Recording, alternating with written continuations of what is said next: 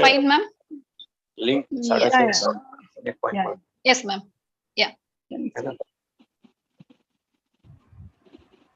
Hello, sir. Good evening, sir. Good evening, sir. Good evening, sir. Good evening. Hi, good evening, Dr. Amarja. How are you? Good evening, Minal. I'm good, sir. Thank you. Yeah, Anjali. Can I share my experience once? Yes. So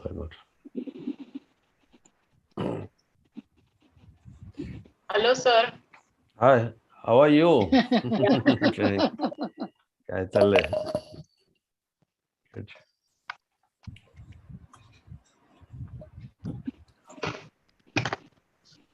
Yeah, okay.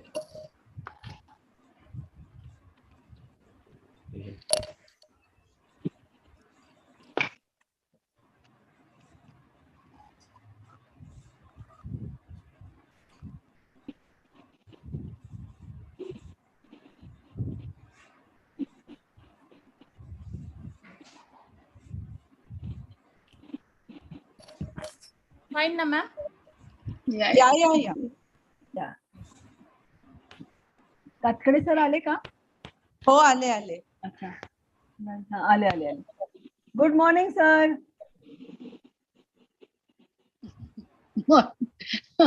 सरांचं morning आहे. अच्छा. म्हणून त्यांना good morning. त्यांना बिचाऱ्यांना तिकडे पण सोडत नाही आपण.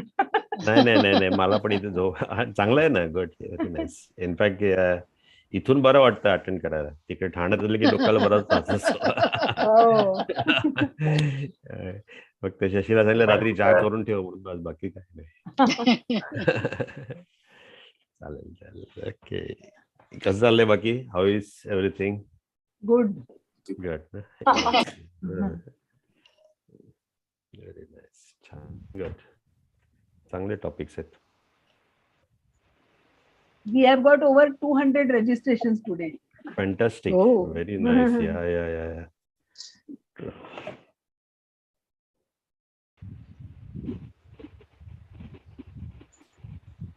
Can you hear me well? Okay, can you hear me well? Yes. Take it. Good. I hope all the participants have filled the registration form. That is very important for MMC points. Yes, I think I have. I hope. Ma'am, I have not filled. I'll fill it. Yeah. In some time.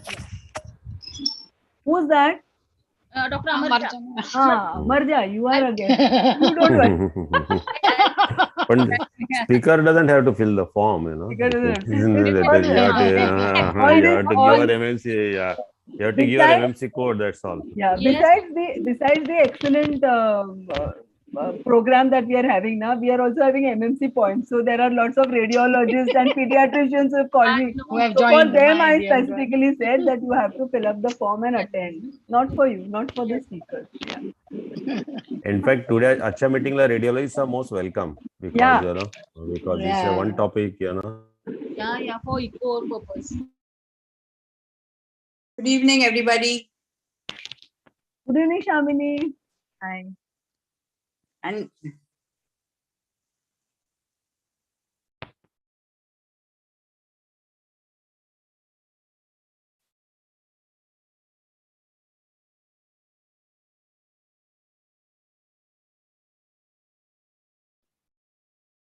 Manisha mute झालंय.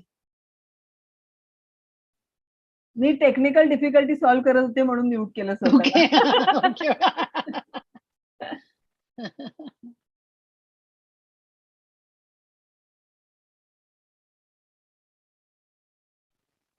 अंजली, तुझा technical support आहे ना आजूबाजूला? एकदम शेजारीच. ती बसलीच आहे. Technical आधी मग माझं स्क्रीन. थँक्यू.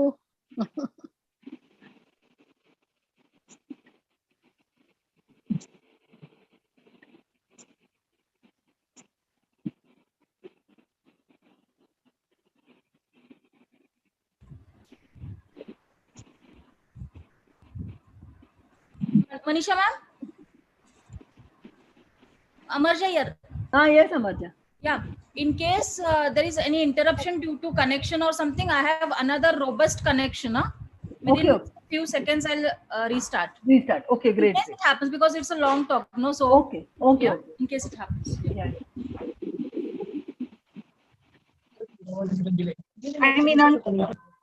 हाय कोणी हॅलो म्हटलं कातकडे सर, सोनाली.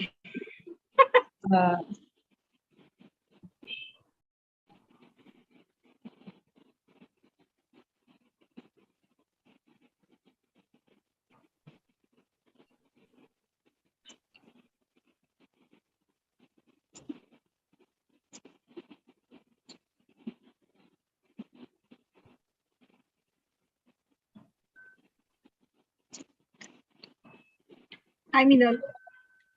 हाय तुझा मागचा हे चेंज झाला मागचं चेंज झालं मस्त. मी ना हा लाईट ऑफ केला तुला मागचं दिसेल. नाही दिसत आहे, सॉरी. थांब हं. बघते, प्रयत्न करते. Vinal, tell me when to start. बघ मागचं बघ. 6:31. आता छान Vinal, oh tell me when to start. What do you think Yeah, we can start. It's We can start, 6:31. We can start. Yeah. people 61 participants already Yeah. Manisha, should we start or Yeah, wait yeah, we for can 5 start. minutes? Okay, no, 2 minutes, not 5 minutes. Okay. Nilima 2 मिनिटं थांबूया ग. हो madam चालेल.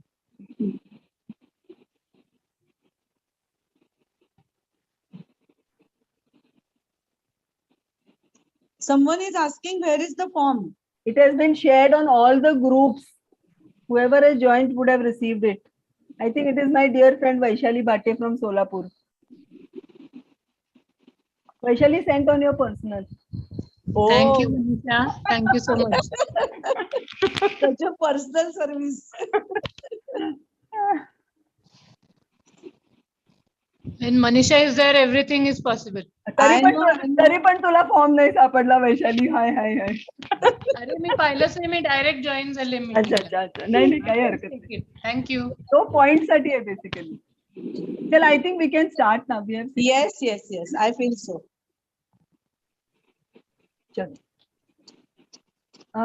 Yeah.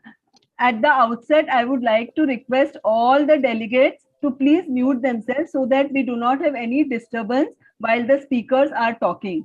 The speakers can unmute themselves when their turn for the talk happens. Okay. So good evening to all my dear teachers, seniors, colleagues, and friends. A very, very warm welcome to all of you from Thane Anesthesia Society and ISA Thane. Today, 7th April, is World Health Day. This day is celebrated every year to commemorate the anniversary of the founding of the World Health Organization in 1948. And today is the 74th anniversary of the World Health Organization. Every year they have a theme, and this year the theme is Our Planet, Our Health. The WHO website says that in the midst of the pandemic, a polluted planet, and increasing diseases like cancer, asthma, and heart disease, on World Health Day 2022, WHO will focus global attention on urgent actions needed to keep humans and the planet healthy and foster a movement to create societies focused on well-being. So we at Thane Anesthesia Society and ISA Thane would like to highlight the theme with a CME dedicated to caring for the heart under anesthesia. We have lined up for you all today a gallery of excellent speakers bringing the most practical points to keep your heart happy by keeping the patient's heart happy. The chairman for this very interesting session today is Dr. Sunil Katkade, our founder, president, and our mentor, who occupies a special place in our hearts. He has over 45 years of anesthesia experience and is now the medical director of Sri Mahavir Jain Hospital, which is a tertiary care center in Thane. Sir has joined us all the way from the United States. Welcome, sir. The moderator for today's evening is the charming Dr. Sonali Saraf, the senior consultant at Jupiter Hospital, Thane, and she has a very special interest in cardiac anesthesia and transplant anesthesia. I now hand over the reins of this program to Dr. Nilima Kelkar, the scientific secretary of ISA Thane, and a very senior anesthesiologist, to start with the scientific session. Over to you, Dr. Nilima. Dr. Nilima Kerkar. Thank you, Dr. Manisha. Thank you, Thane ISA. Our today's first speaker is Dr. Amarja Nagre. Currently, she is working as consultant cardiac anesthesiologist at Kamal Nayan Bajaj Hospital, Aurangabad. She did her DM cardiac anesthesia from Sri Jayadeva Institute of Cardiac Sciences, Bangalore. She has also done her fellowship in cardiac anesthesia, in cardiac critical care, and in echocardiography. She has numerous publications to her credit. She is reviewer and editorial board member for many prestigious journals. For example, Journal of European Society of Cardiovascular and Thoracic Anesthesia, and also Journal of Indian Society of Cardiovascular and Thoracic Anesthesia, and also various other prestigious journals. She has also authored 2 books about anesthesia. She has been faculty speaker in various conferences. Actually, I can go on and on like this. She has such impressive CV. So we are fortunate today to have her as our speaker. Very warm welcome to Dr. Amarja. Dr. Amarja, over to you. You can start your presentation. Dr. Amarja. Yes. Thank you, Katkade sir and his eminent team for having me here today. And I also extend my thanks to ISA Thane and Thane Anesthesia Society for this great program that they have lined up for today. And let us start with a very, very important topic, yet a topic which we have not given much justice to, I may say. And henceforth, I want you all to comprehensively see the echo report and note the diastolic dysfunction the patient has, and make the anesthesia management changes so as to manage this diastolic dysfunction as a whole. And let us proceed today with anesthesia implications for diastolic dysfunction. So what we will discuss today is like what is meant by diastolic dysfunction, what happens when we give anesthesia to such patients, and mainly what happens with fluid management or inappropriate fluid therapy in these patients. So as we all know, left ventricular systolic dysfunction is very well recognized amongst us, and we ably manage it all the time. But left ventricular diastolic function needs to be reckoned as well every single time anesthesia is planned.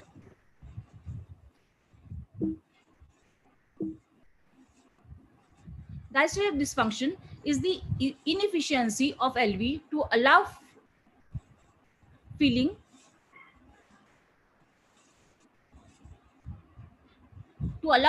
at lower atrial pressures. In other words, it is the abnormal relaxation during diastole along with the reduction in LV compliance which culminates into higher filling pressures. I'll be explaining as to what is this and what is meant by higher filling pressures of the LV. If the ventricle is stiff and is non-compliant, it is unable to fill properly at the low filling state. In order to allow proper amount of filling during diastole, the filling pressures have to be increased. What is meant by that? When I say, see, if we when we think that the heart or the LV has diastolic dysfunction, it means that the left ventricle has become stiff. It is non-compliant. If you take into like if you consider a balloon which has now dilated to its maximum capacity and it is already filled, it cannot dilate more. So what will happen? If you want to fill more fluid into it or more water into it, you have to give it forcefully. You have to fill it forcefully. Just like that, the LV now is not filling with low filling pressures. That means the LA or the left atrium pressures have to increase.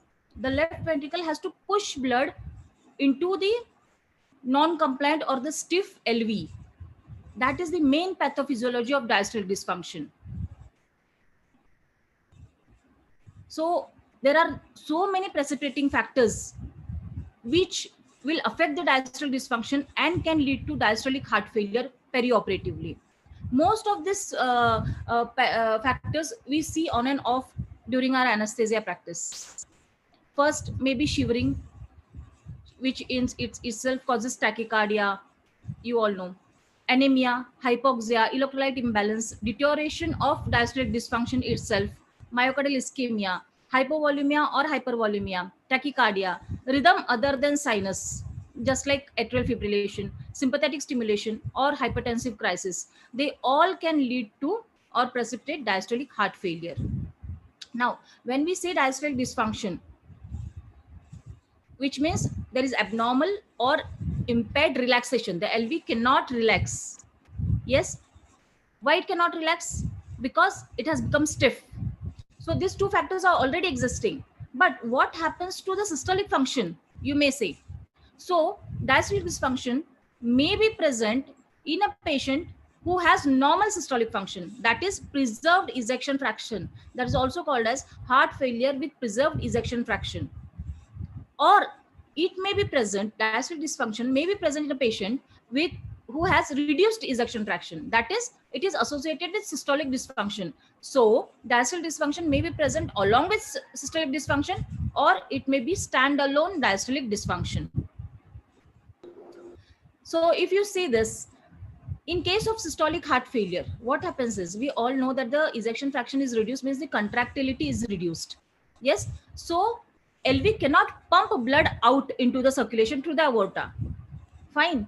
But in diastolic heart failure, what happens is, LV cannot accommodate that much blood to maintain that much cardiac output. Less blood enters. Why less blood enters? Because the compliance is reduced. It is stiff. It cannot relax or it cannot expand to take more blood. So this is the main pathophysiology, and the cardiac output is hampered because of that.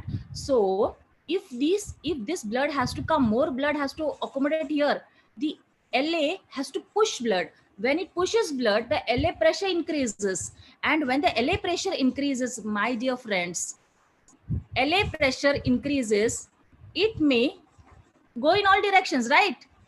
Yes. So LA pressure increases, eventually over a period of time, the LA will dilate. Fine. And upon that, if the LA pressure is so much increased, where will it go? Yes, you got my point. So that is the main crux. So now what you think, where it will go and what will it culminate into, you have to write in the comment section. All this I'll be explaining later, but if that has clicked to you with only this much explanation, nothing like that. So whenever you're managing a patient with diastolic dysfunction, you have to always think of the LV filling pressures, the LA pressures, and what it will culminate into. Okay, so I want you all to write in the comment section what is that end result which is going to happen due to this, and if all the precipitating factors which will increase the diastolic function happen during the anesthesia or perioperative period, what is the ultimate thing we have to manage? Please write into the comments so that I will just think that you got the pathophysiology basics right. Fine. So this is a heart with diastolic dysfunction, and see the LV. This is the LV. The LV is so dilated. It is so big. Yes, it is thinned out also. So this might be dilated cardiomyopathy. We are coming to cardiomyopathies later. But as such, this is a diastolic dysfunction with maybe moderate systolic dysfunction as well. Okay. What is the etiology of diastolic dysfunction? It may be basically cardiomyopathies. We are going to see in little detail cardiomyopathies because all of you generally come across cardiomyopathies or peripartum cardiomyopathies quite often. So we will just see a few points related to cardiomyopathy later at the end of this talk. And the etiology of diastolic dysfunction may be cardiomyopathies, dilated, restrictive, or hypertrophic. It may be simple hypertension, long-standing hypertension, which can lead to diastolic dysfunction at the end. And secondary hypertrophies like aortic stenosis, congenital heart disease, any coronary artery disease upon ischemia can lead to diastolic dysfunction, or infarctions also can lead. Extrinsic constraints such as pericardial temporate pericardial constrictions also can cause diastolic dysfunction. This diastolic dysfunction is often associated with comorbid conditions such as hypertension, diabetes, and atrial fibrillation. So whenever we have this severe long-standing hypertension, diabetes, or the patient is in atrial fibrillation, and there is a sort of ejection fraction is reduced, they say, we have to just look for diastolic dysfunction also. Oftentimes it is asymptomatic at rest, or grade 1 diastolic may be asymptomatic. It may not cause any harm to our patient during the perioperative period. But yes, if it is grade 2 or grade 3, it can manifest due to this stress-induced circumstances such as acute severe hypertension, tachycardia, overzealous fluid administration, or arrhythmias, especially like atrial fibrillations. They can come at any time, in these cardiac patients, and this can worsen diastolic dysfunction. Various reciprocal changes occur over time with the systolic function due to long-standing diastolic dysfunction. If the patient has long-standing diastolic dysfunction, this patient will have systolic dysfunction as well. So then we have to manage both the things. Also, very, very important is that mild to moderate grade 1 or 2 diastolic dysfunction is an independent predictor of risk of mortality, in addition to the established risk, because these patients also have this hypertension, diabetes, coronary artery disease, advanced stage, everything. In addition to that, if they have diastolic dysfunction, it forms an independent predictor of risk of mortality. It is also an independent predictor for MACE.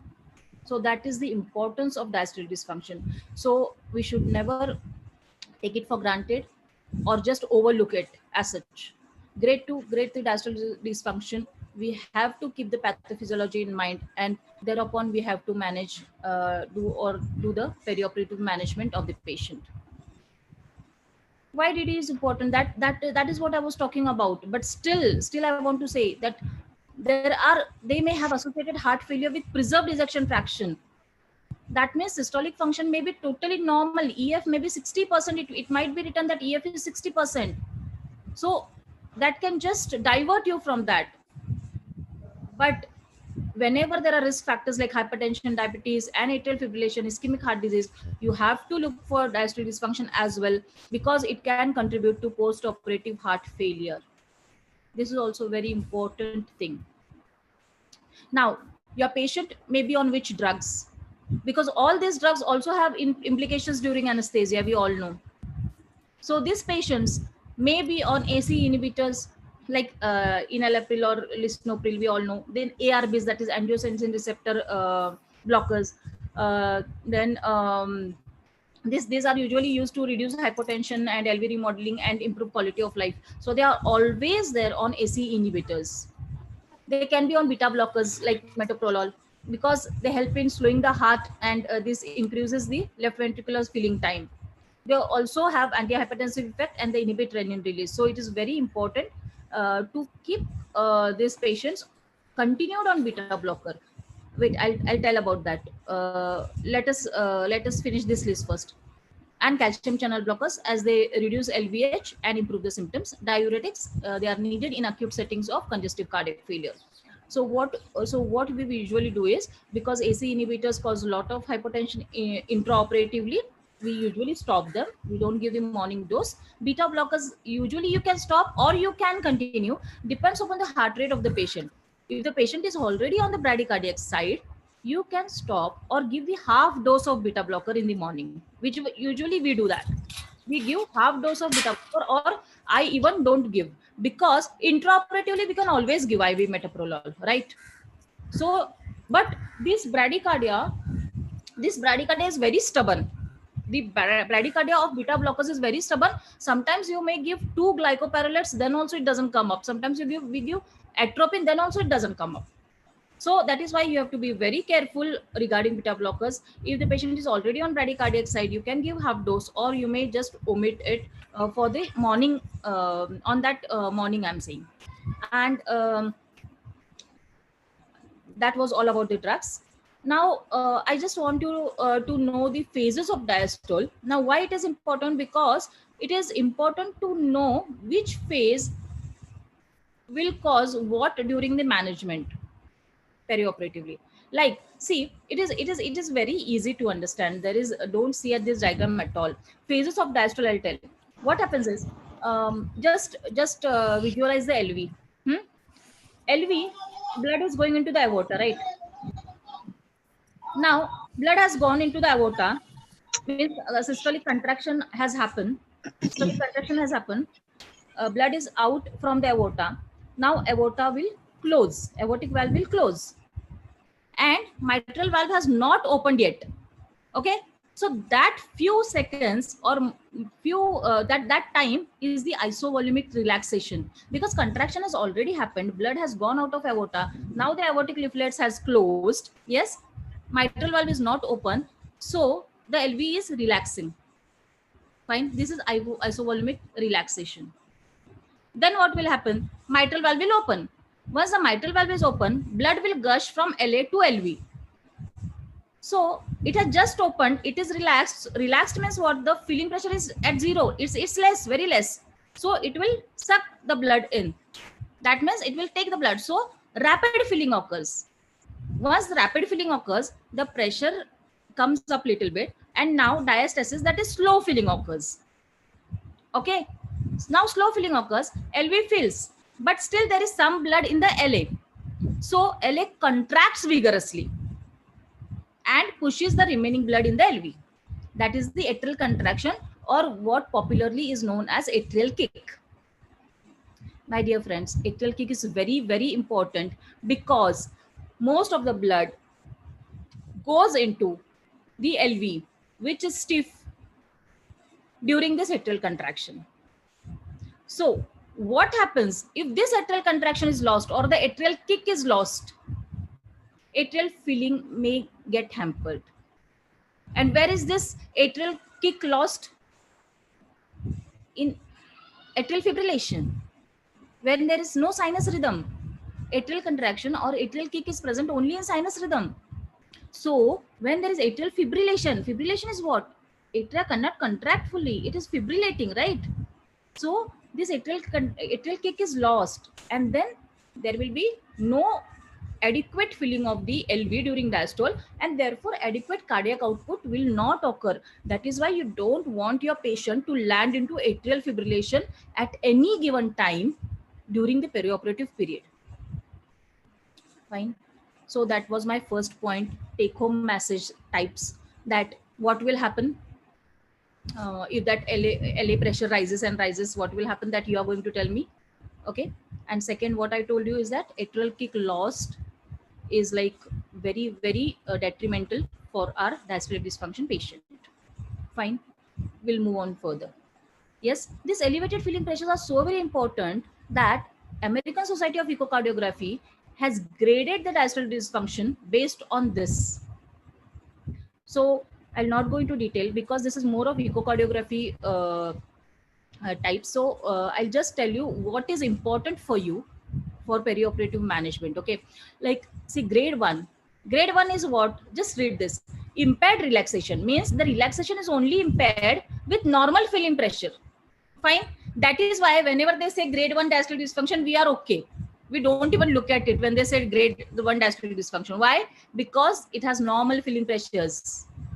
That means the LV is okay types, and LA is also not doing much of work, and therefore we don't have that risk of culminating into any problematic situations. Okay, so that is our grade 1. Okay, grade 2 is pseudo normal. Grade 3 is restrictive. 3 and 4, yes, which are again 3A, 3B also they call it, is restrictive, means it is too much. It is too much restricting. LV is too much restricting for any preload. Okay, so the parameters of diastolic dysfunction, there are 6 parameters, which is like more of for echocardiography purpose, but I will only tell you about the transmitral flow velocity. Just because what is this E and A wave, you should know. This E and this A wave is what you know. This is that rapid filling. E is ejection and A is the atrial contraction. And this is the amount of blood that has come from LA to LV. Okay. So this much blood has come during the rapid filling phase and the diastasis or the slow filling, and this much has come during the atrial kick. Okay, so E is peak early filling velocity and A is atrial contraction. Okay, so this E wave will tell you the changes in the filling pressures. Also, E and A ratio is also very important. See what I was telling you, this E and A wave. Okay, how they change. See this E and A wave. In grade 1, this A has come more. That means more blood has come through the atrial contraction. Ladies and gentlemen, this is it. If you don't have echo report, but you have someone doing echo, or you can yourself do echo, then you can just see this.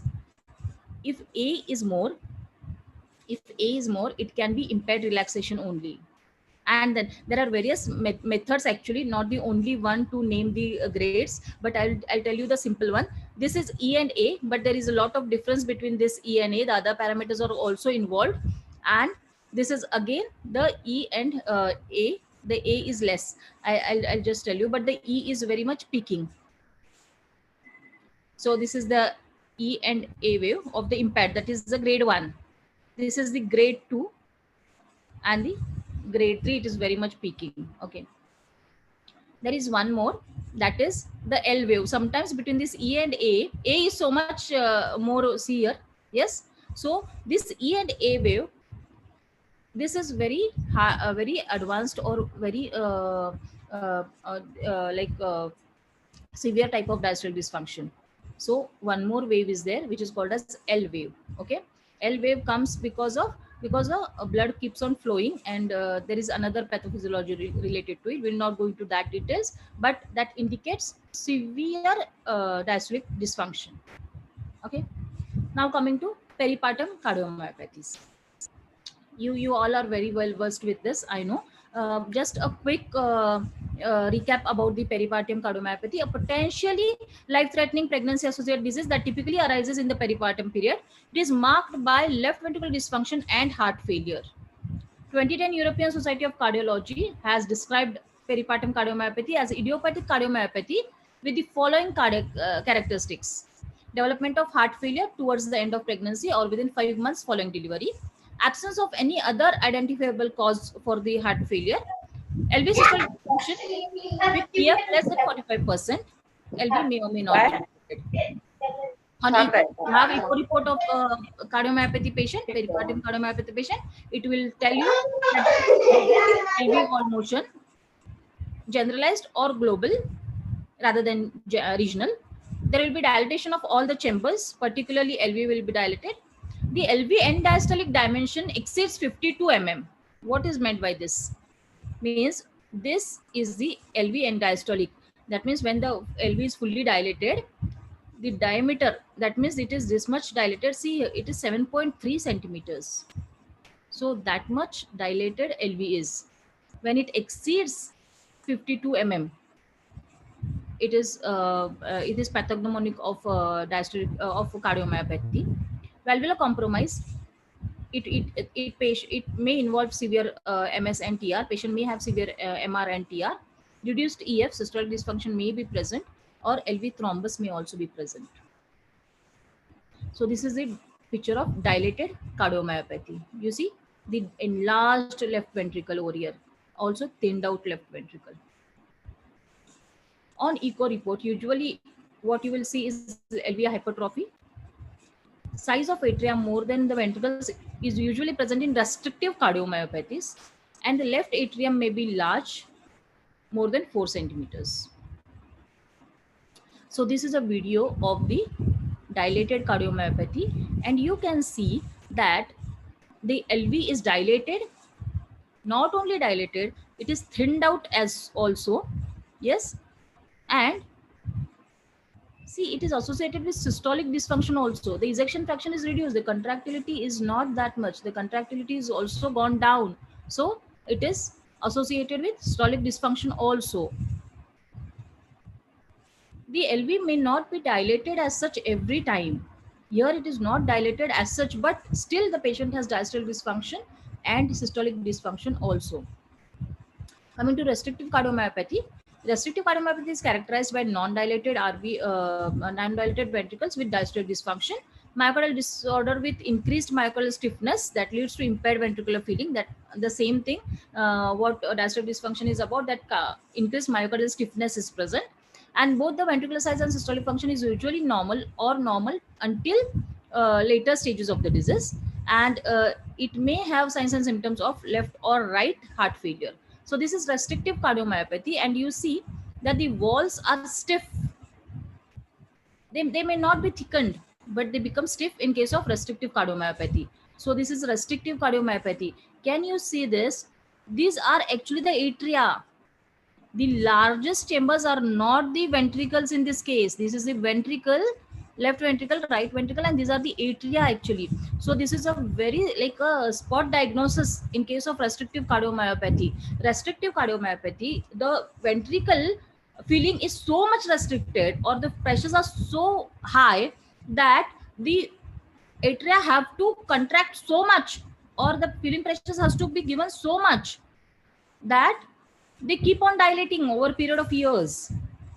So this is restrictive cardiomyopathy. Then the last one is the hypertrophic cardiomyopathy. In this, there is thickened intraventricular septum and ventricular walls, just like this. See, this is thickened interventricular septum and thickened walls. You see this, so much thickened, so thickened. See, this is all thickened interventricular septum and ventricular wall. This ventricular hypertrophy then leads to diastolic dysfunction, impaired ventricular feeling, and obstruction of decreased outflow and decreased cardiac output eventually. There is also something which might be written in the echo report, that there is systolic anterior motion, in which what happens is because of this obstruction and because of this hypertrophy, it comes near the mitral valve. This is mitral valve, and the anterior mitral leaflet goes and touches it every time. So the cardiac output is hampered. Got it? Whenever it is touching the interventricular septum, it is creating obstruction to the outflow. So the cardiac output is hampered in this. This is called as systolic anterior motion. Echocardiography report, many times it is written on echocardiography report. We have to just know about it. This is the obstructive cardiomyopathy.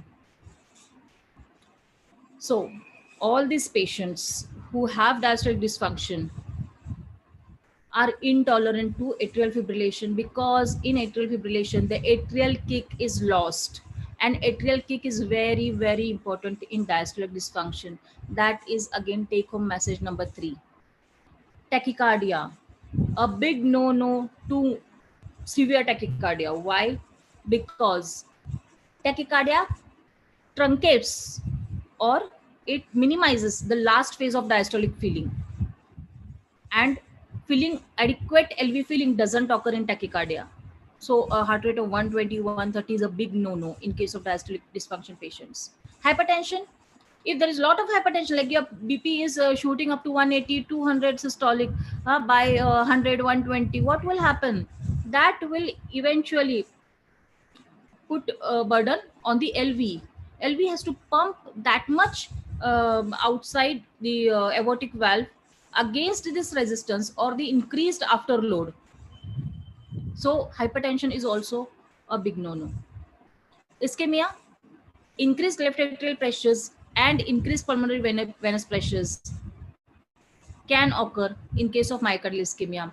So we have to take care of all these 4 points. So the anesthesia implications are like, the act of administration of anesthesia itself has to be very meticulous. Mechanical ventilation, intraoperative events like tachycardia, hypertension, inordinate fluid therapy, overall the surgical stress, anything that affects the loading conditions, that is the preload and the afterload, will elevate the left atrial pressures and can precipitate the pulmonary edema in these patients with diastolic dysfunction. So from first what I was talking about, the word is the pulmonary edema. So left atrial pressures will increase, and where are they going to go?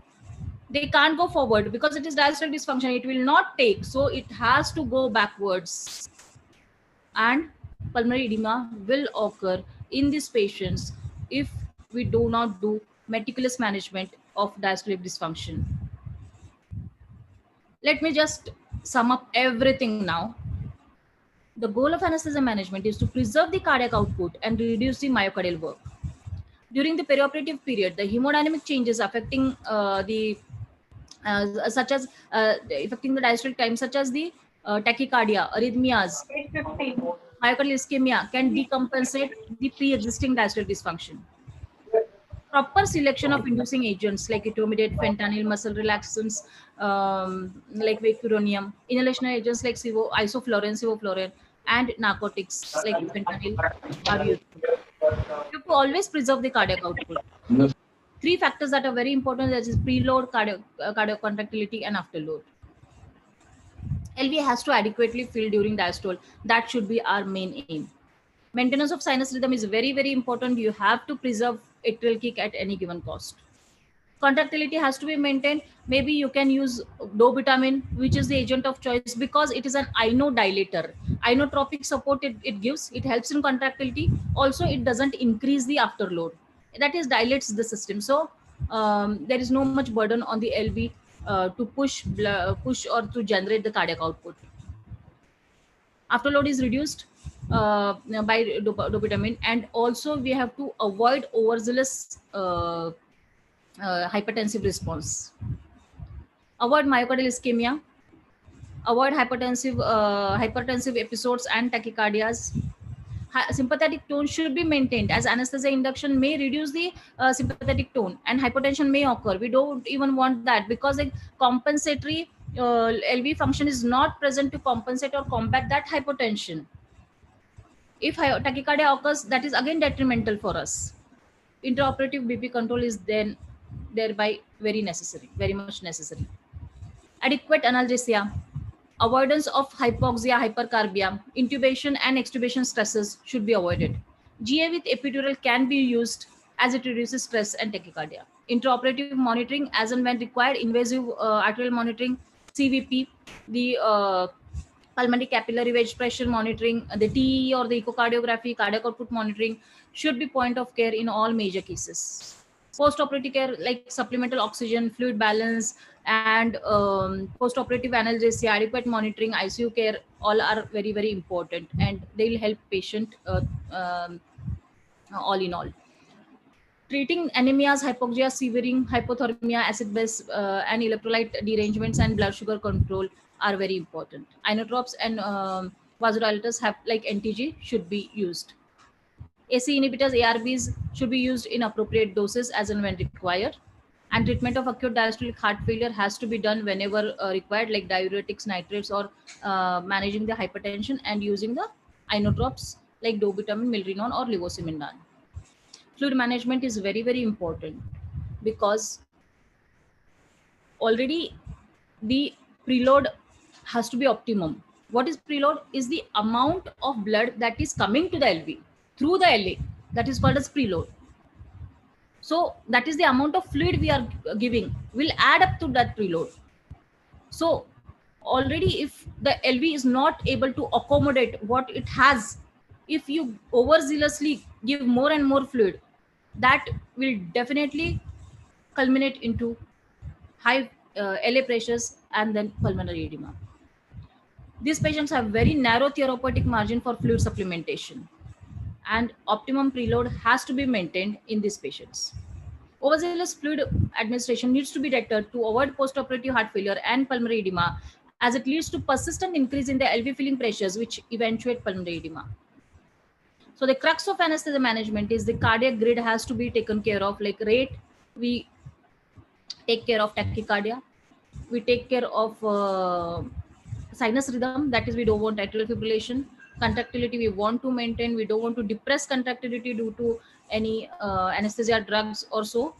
Preload has to be adequate, no overzealous fluid administration and increase in preload, which will culminate into pulmonary edema. No afterload, that is more resistance for the already sick LV. Ischemia can again cause increase in LV EDP, that is left ventricular end-diastolic pressures. So we don't want any myocardial ischemia perioperatively.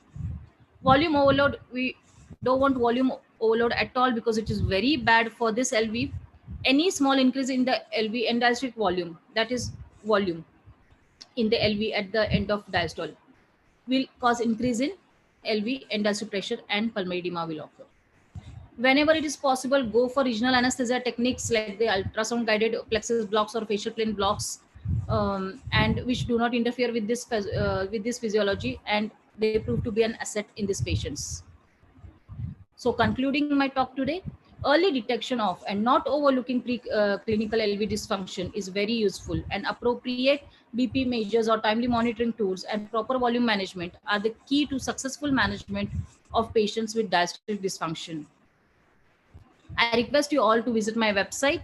If you don't remember the name of website, that is cardiacanesthesia.in, you just Google my name and the website comes in. And also I have this book, You Are a Star. It is a great book, as all of them say, and it is a motivational book, and it is available on Amazon. Just get the book and read it. You will surely like it. And thank you, Aisa, Thani, and everyone for having me here today. It was great to be part of this session today, and thank you very much. Thank you, Dr. Amarja. That was a wonderful, wonderful talk. It was as if we are sitting in a class and you explaining us in front, as if what would happen if the LV. I just wish you had a board in front of you and you could have drawn those diagrams yourself. Exactly. Right. So, Katkade sir, do you want to start the session, the question? Thank you, Dr. Amaja, for excellent presentation. Thank you, sir. And congratulations. Thank you, sir. I don't have any questions, but I would like to pass a couple of comments if possible, if you don't mind. Is it okay? Yes, sir. Number one, first of all, you really stress the importance of knowing the 2D echo or echocardiography to anesthesiologists. Exactly. It is very, very essential that this portion has to be, added to the anesthesia curriculum.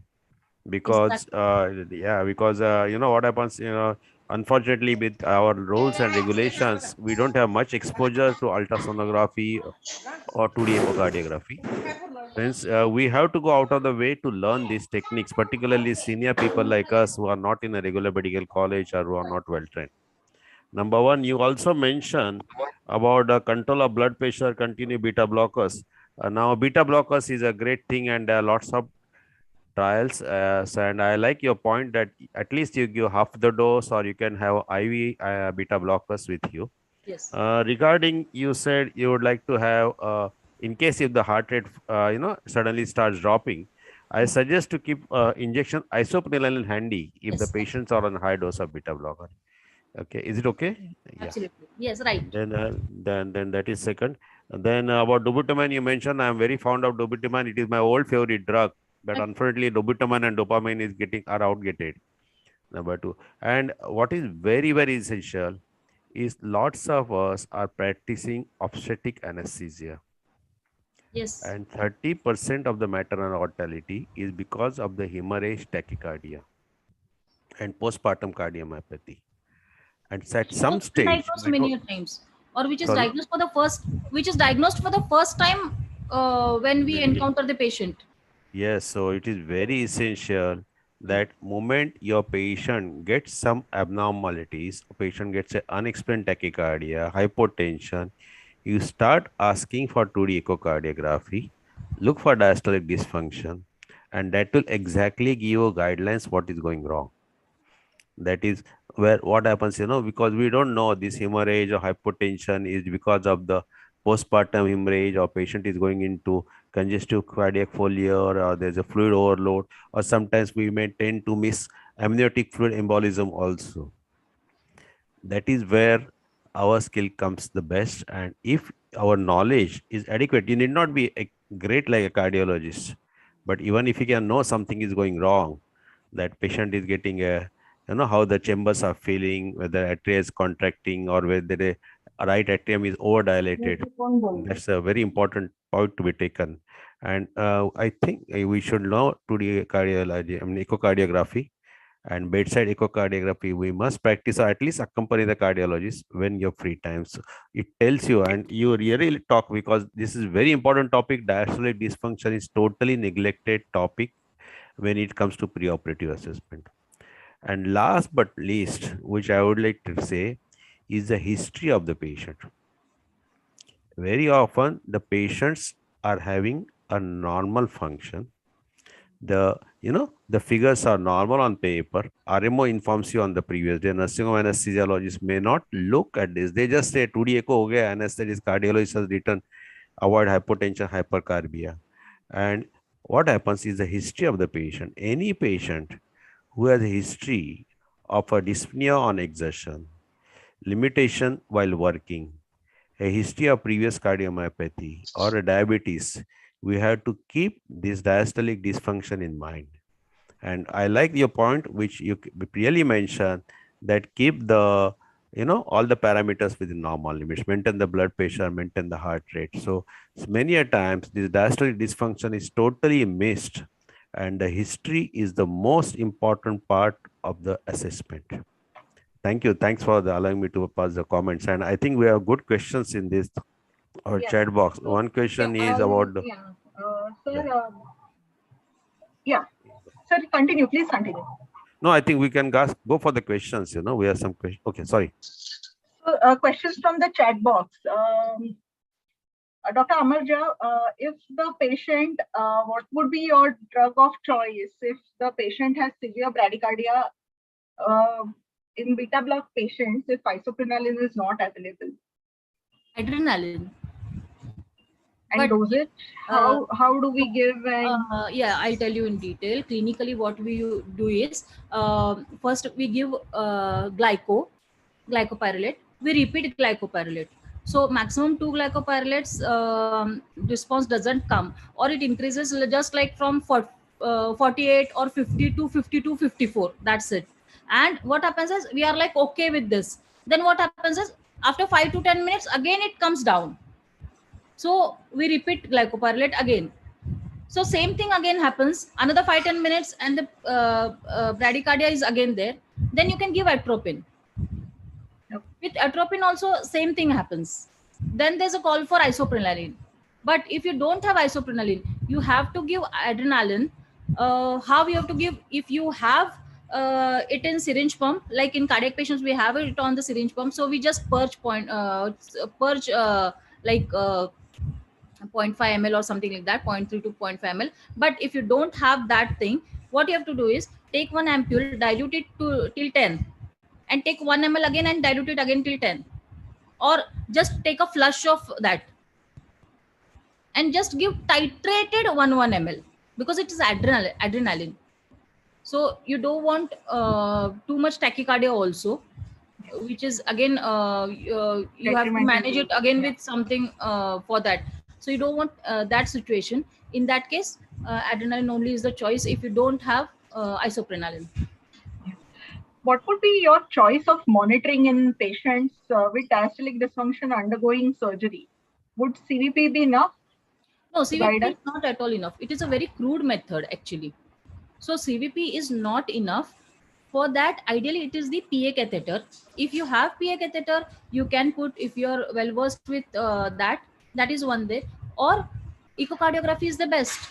Transthoracic echocardiography, it is something which can be done because it is not like heart operation. So this chest area is always there for you to keep echo probe. So even under the drapes also your echo probe can go. It is such a small thing, yeah. So as and when needed, transthoracic echocardiography bedside and in OT, that's the best monitoring tool to monitor diastolic dysfunction. Great. Another thing is, if hypotension happens, in spite of the goals that we set, we gave the most cardiostable anesthesia as possible. If hypotension happens, what would be your choice of drugs in that case? Immediately, you can go for Frenin. Immediate Frenin is okay. Otherwise, dobutamine also through infusion you can use. So first choice will be Frenin. Second will be dobutamine. Yeah. So for transient hypotension, like it happens because of the vasodilatation secondary, we can start off with Frenin. and if not, add a ionodilator, as you said, like a dobutamine to this thing. Is it right, Dr. Amarja?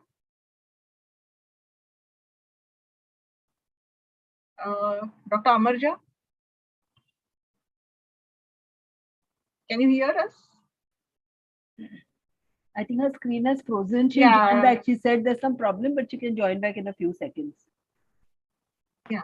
So I'll just take a couple of more questions. The rest of the things, Dr. Amarja will reply in the chat box. We'll request her to do so. Or should we come back to the questions later? Nilima? Ma'am, if I may add a point. Yeah. Guru is here, sir is here. Yeah. We can add. I had one patient with a grade 3 diastolic dysfunction, ma'am, with a normal LV function. Yeah. But then he was posted for hemorrhoidectomy surgery. As sir has said, his effort tolerance was very less due to the pulmonary congestion he had. As soon as we had put him on lithotomy, he went into pulmonary edema because of the volume which we had given from the lithotomy. Immediately, we had taken him off lithotomy, gave him 100% oxygen, supported with positive pressure ventilation. Then he went in for hypotension secondary to the tachycardia. Then we gave him frenin as we were discussing. Then the heart rate settled down and the pulmonary congestion came down. Then with controlled manner again, like we went in for regional anesthesia because it would be safer. But then we landed up in pulmonary edema because of the grade 3 diastolic dysfunction. The patient could not tolerate even the lithotomy. Such is the importance of volume loading. Yes, because lithotomy again increase the preload, right? Yeah. Yes, ma'am. Lithotomy has increased the preload, and same will happen with your labor analgesia if you're providing for such patients.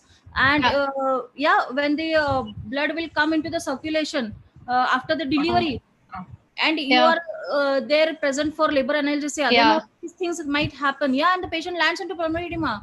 So when I used to practice general anesthesia back there, then so many times I have encountered all these things, you know.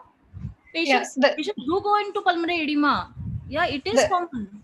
Yes. The surgeon did not understand the intensity of the diastolic dysfunction when we explained the preoperative risk. But when this happened, he was like, okay.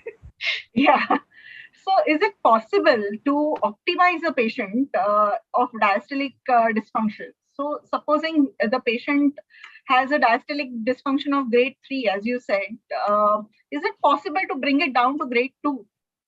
Yes, of course. Whatever drugs I have told, like AC inhibitors, ARBs, beta blockers, they do stabilize these patients. And if they are into any acute diastolic failure, these patients are managed on these drugs, and they are stabilized, and it is not like, see, the heart function, you cannot reverse that heart function once deteriorated.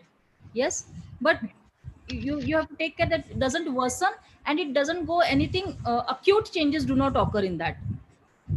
True. Yes, so you just don't give any shocks to that heart which is already sick. That's the only thing what we can do. Yeah. So there's another question by Dr. Anjali. She's asked whether DAC, dobutamine stress echo, can be done in patients with diastolic dysfunction as an investigation. Dobutamine stress test? Yeah. Yeah, it can be done, but usually it is not done, you know, because on echocardiography, you get definite diagnosis. So we cannot, in dobutamine stress test, there will be a lot of tachycardia. Yes. And we cannot do that. So echocardiography is the gold standard for diagnosing this diastolic dysfunction. Dobutamine stress test is not needed for this actually. Okay. Any contraindications to the use of tourniquet? Maybe in severe diastolic dysfunction because of the fluid shifts that might occur. Yes. If the patient goes in intraoperative failure, like intraoperative pulmonary edema, how do we manage?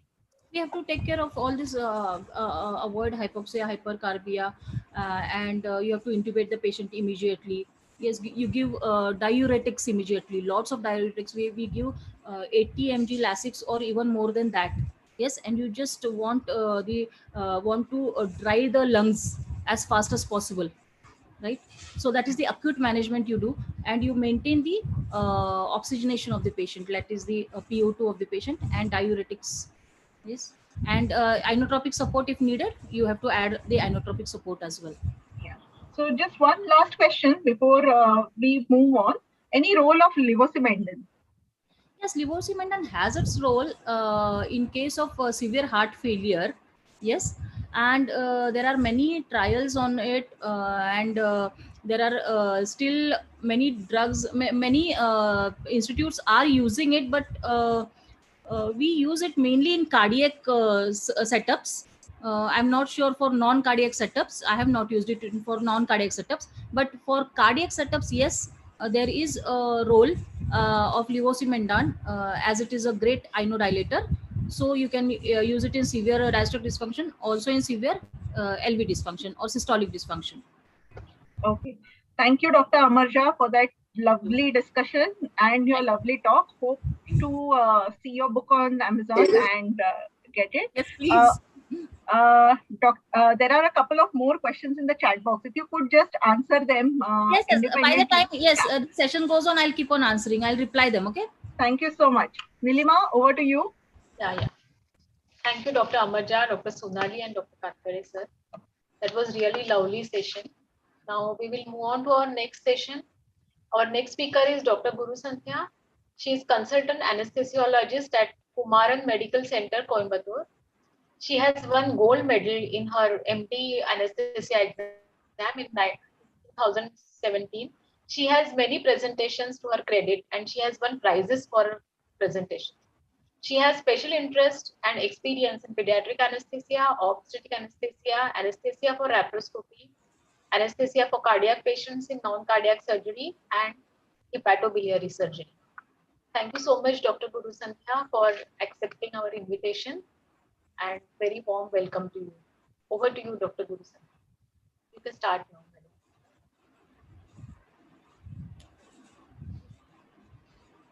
Thank you, Neelima ma'am. Am I audible? Yes. Yes, yes. Just a moment, ma'am.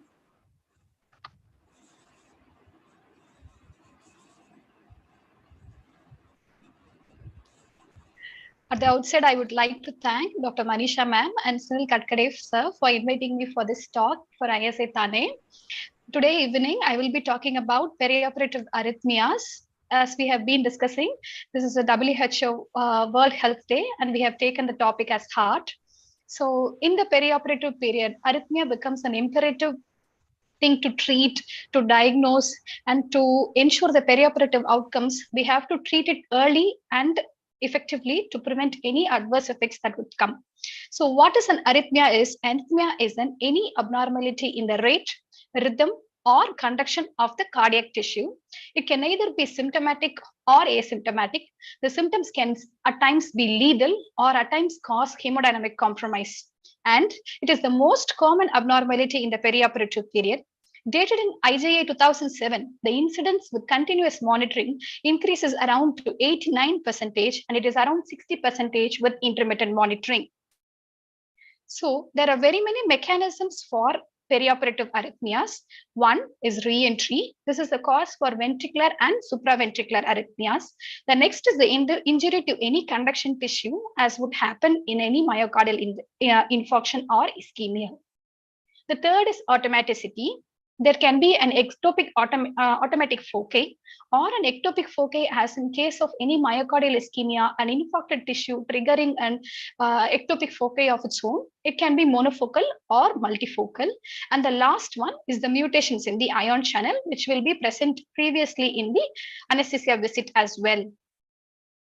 So why should you treat a perioperative arrhythmia is that these arrhythmias are capable of causing hemodynamic instability in the perioperative period, which would adversely affect the perioperative outcomes and increase the ICU admissions and hospital stay of the patients. Hence, we have to address these perioperative arrhythmias in an effective manner. So the causes of perioperative arrhythmias are very many. One is patient related. Old age patients may have an increased risk of developing an atrial arrhythmias.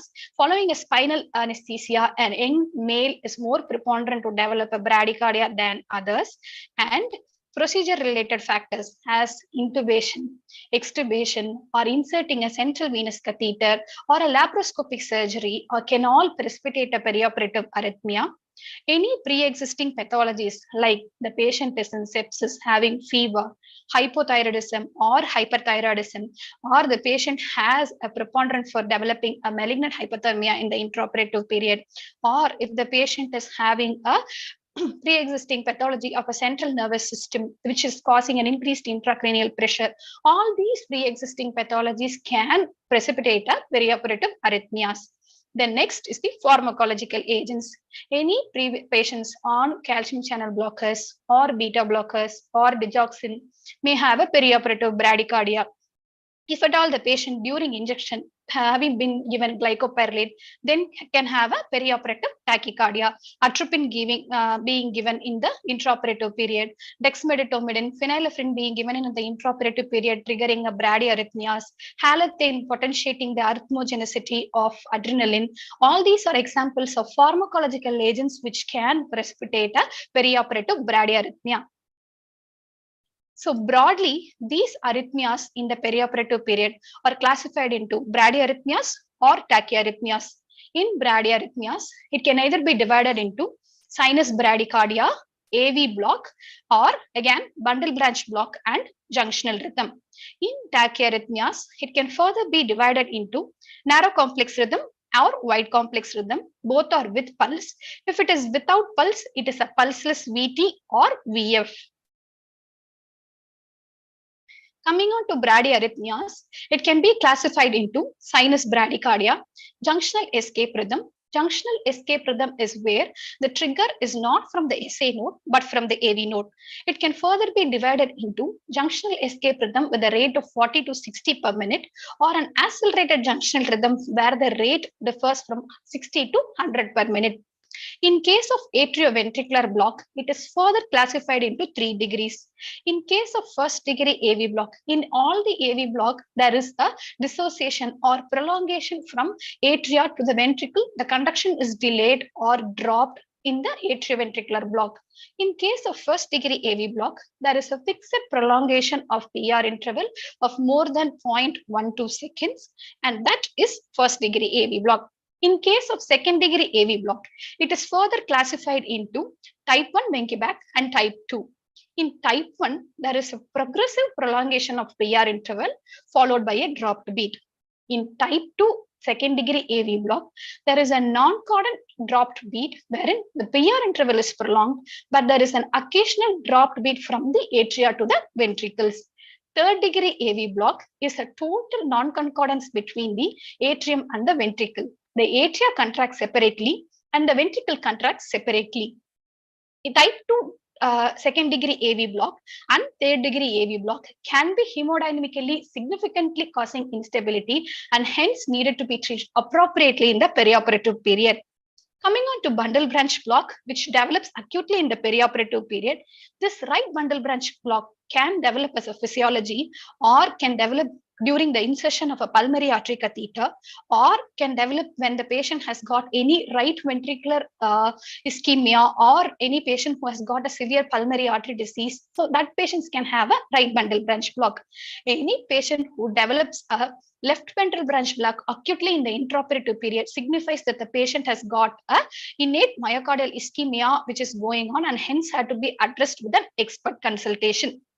Coming on to sinus bradycardia, any heart rate less than 60 per minute is sinus bradycardia. Any patient who is on beta blockers, bradycardia is defined as heart rate less than 50 per minute. In a healthy adult male or female, any heart rate less than 40 is not well tolerated because of the associated fall in cardiac output. Hence, the heart rate less than 40 has to be addressed very seriously when taken into account. These sinus bradycardia never occurs as an isolated variable. An integrated approach towards the patient and the situation is of utmost importance. Coming on to perioperative bradycardia, these are quite many scenarios wherein we may face a perioperative bradycardia in our clinical practice. Any patient who has come for an intracranial surgery with raised intracranial pressure can have a Cushing's reflex, which is increased intracranial pressure associated with bradycardia because of vasomotor ischemia. Second is the oculocardiac reflex, wherein traction on the extraocular muscles can cause some noise in the background. So oculocardiac reflex, wherein traction on the extraocular muscles triggers a trigeminovagal reflex causing a bradycardia.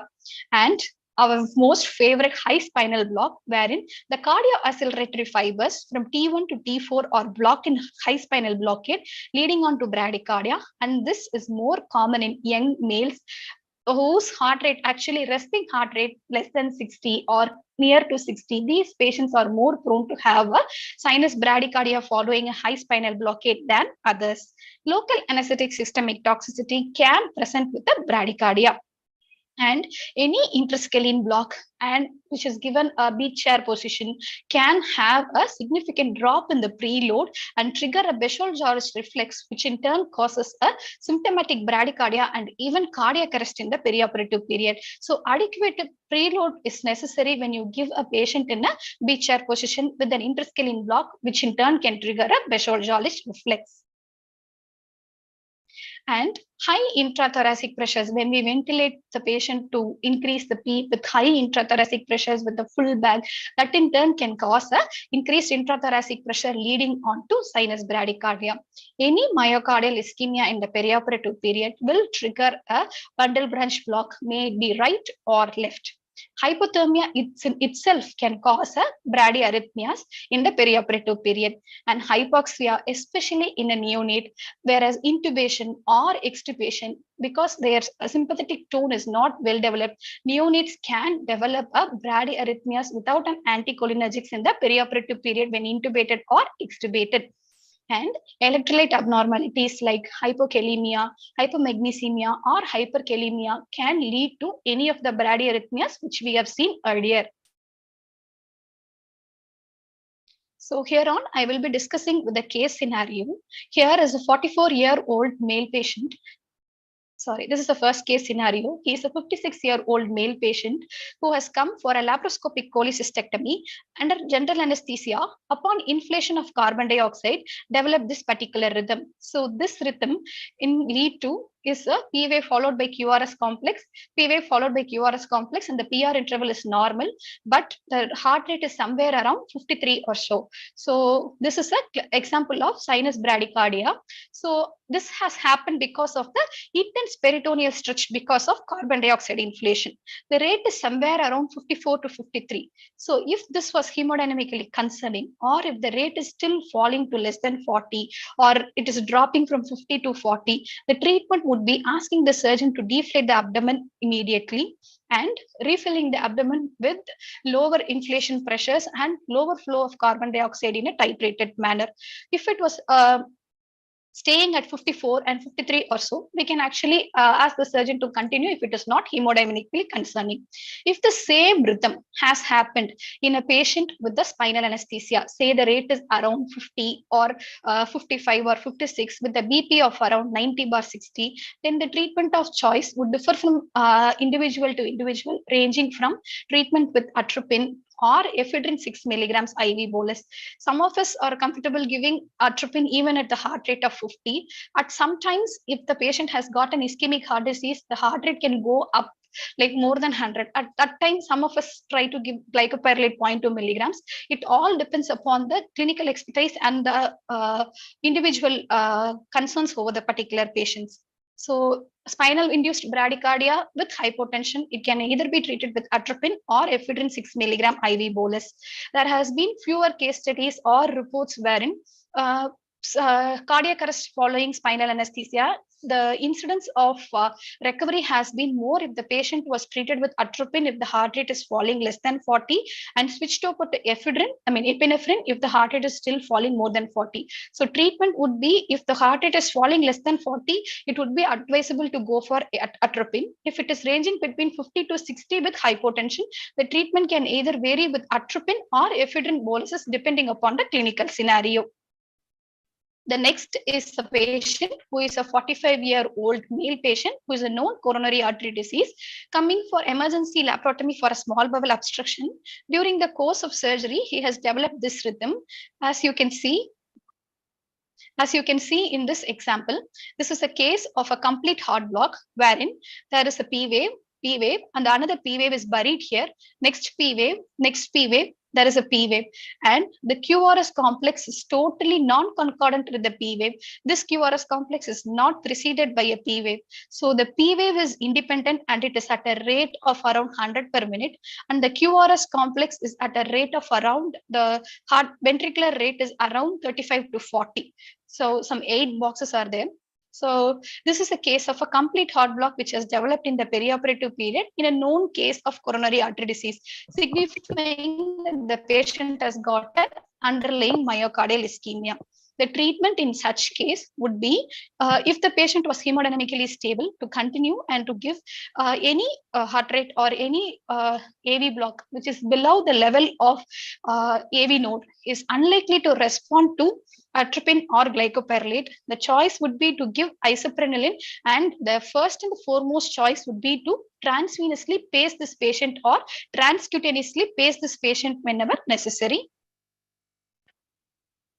Next is another example of a patient with a multiple comorbid illness with an AKI and an obstructive uropathy. He is taken for a DJ stenting under general anesthesia and the BP is stable. So here, as you can see, this is a P wave followed by QRS complex, and the P wave is not followed by a QRS complex. This P wave is followed by a QRS complex. This is also followed, but here the P wave is not followed by a QRS complex. So there is a discordant fall of the QRS complex from the P wave. So that is a type 2 second degree AV block.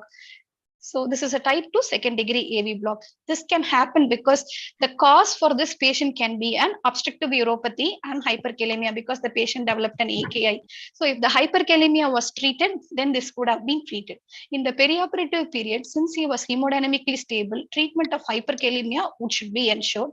But if the heart rate is falling, this is the heart rate somewhere around 50 or so. If the heart rate is still falling to 30 to 40, transcutaneous pacing is the best method of treatment for this patient. So this is a fourth case scenario wherein a 78-year-old male patient who has undergone a shoulder arthroscopy under general anesthesia, upon reversing with neostigmine or glycopyrrolate at the end of the surgery, developed this rhythm. So this rhythm, there is a QRS complex, but it is not preceded by a P wave. There is a QRS complex that is not preceded by a P wave. So none of the P wave is preceded by a QRS complex. And this is a junctional rhythm which has happened in this patient following administration of neostigmine. And it is hemodynamically quite concerning. And the rate is somewhere around 35 to 40. The heart rate is somewhere around 35 to 40. Hence, it is imperative to treat this junctional rhythm with atropine in the perioperative period to avoid any hemodynamic compromise.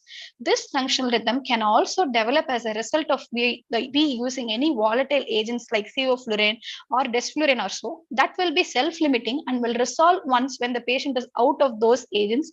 But following reversal or neostigmine, if an old age patient with hemodynamic compromise developing a junctional rhythm, it is better to administer atropine into such situations of 0.5 milligrams. So in case of any sinus bradycardia or bradyarrhythmia, we recognize any stimulus or which has any clinical situation which has caused the sinus bradycardia, and we stop such stimulus like peritoneal inflation or so. It can also happen in a patient where a maximum anal dilatation is done without an inadequate plane of anesthesia, triggering laryngospasm and bradycardia because of an intense vagal stimuli. So you stop that stimuli and check for blood pressure. If there is no pulse, obviously we'll start CPR. And if there is pulse, you can give atropine or ephedrine depending upon the clinical scenario we are dealing with. And treatment of bradycardia has been glycopyrrolate given at a dose of 10 microgram per kg and ephedrine 6 milligram boluses. After some 50 to 60 milligrams, the tachyphylaxis develops for ephedrine, and we have to switch over to other agents to treat hypotension in case of a spinal induced hypotension and bradycardia. In ACLS guidelines, the first dose of atropine has been 1 milligram, maximum up to 3 milligrams, repeated every 3 to 5 minutes.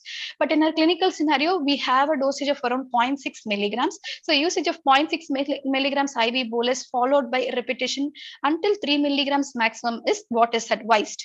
And any dose of less than 0.1 milligram atropine can cause a paradoxical bradycardia, and we have to be very careful in using atropine at such doses even in pediatric patients. And isoprenaline, as we have discussed in the previous session also, any beta blockade patient, we can go for isoprenaline at a dose of 0.2 to 10 mics per minute infusion. And adrenaline, as madam has described, we can use at a dose of 10 microgram boluses for any resistant bradycardia, and as an infusion of 2 to 10 mics per minute can be used as described in the ACLS guidelines for refractory bradyarrhythmias. And dopamine at a dose of 5 to 20 microgram per kg per minute, depending upon the clinical scenario. From all these armamentarium of drugs, any one particular drug can be chosen to treat the bradyarrhythmia which is concerning. And any patient who has got a bradycardia in the preoperative visit or a first degree AV block with bradycardia, we have a protocol of giving those patients orthoprenaline 10 milligrams BD and putting the patients on salbutamol and improving the heart rate in the perioperative period, and then giving a spinal anesthesia or whatever anesthesia the patient is going to be posted for. Next is the transcutaneous pacing. This is a treatment of choice for patients who have got a third degree heart block or second degree type 2 AV block, which is hemodynamically concerning. This pads can be kept from a defibrillator, which has a pacing mode in it. You have to attach the pad, one on the right side of the sternum and another on the left ventricular apex, maybe in the 5th or the 6th intercostal space. And antero-posterior approach also can be tried. In the pacing defibrillator, we have to set the pacing mode and the pacing rate, usually kept at 80 per minute, and we have to increase the pacer output from 60 milliamperes until there is capture, which is shown in the defibrillator machine. It can also be seen in our monitor, but we have to go and set our monitor such that the pacer spikes are captured as well. So once we have confirmed capture, so the rate will become 80. The heart rate of the patient will become 80 if there is capture. Suppose you say you have the capture has occurred at 80 milliamperes, then you have to set the output at 90 milliamperes and allow the patient to get paced from a transcutaneous pacing. This transcutaneous pacing can be painful at times, and hence we have to sedate the patient mildly when we are actually giving a transcutaneous pacing. So this is a pacer mode in the defibrillator. You have to just on the pacer mode, set the rate at which it has to be delivered, and the pacer energy you have to select 10 milliamperes. You have to increase from 60 milliamperes until it is captured, and then when it is capturing at say 80 milliamperes, you keep the pacer output at 90 milliamperes and let it deliver the pacing spikes as and when required. So that is all about perioperative bradycardia. Now coming on to perioperative tachycardia. So this is one of the concern, because as ma'am has described in her previous lecture, it can even precipitate a diastolic heart failure. It can even precipitate an ischemic heart disease. It can precipitate a myocardial infarction or causing a systolic heart failure. So the implications of perioperative tachycardia are very many. And so any perioperative tachycardia can further be classified into narrow complex or wide complex. In case of narrow complex tachycardia, it can either be divided into regular narrow complex tachycardia or irregular narrow complex tachycardia. In regular narrow complex tachycardia, we have to see if the P wave is present. If the P wave is present, then it is sinus tachycardia, of course. So if the P wave is absent, which is regular, it is a supraventricular tachycardia, which is AV nodal reentrant tachycardia or AV nodal reentrant tachycardia. So if it is irregular, again you check for the presence of P waves. If the P waves are present as flutter waves, then it is atrial flutter. If the morphology of P waves are more than 3 in number, but there are definite P waves, but the rhythm is irregular, then it is multifocal atrial tachycardia. But if the P waves are absent, then it is a atrial fibrillation.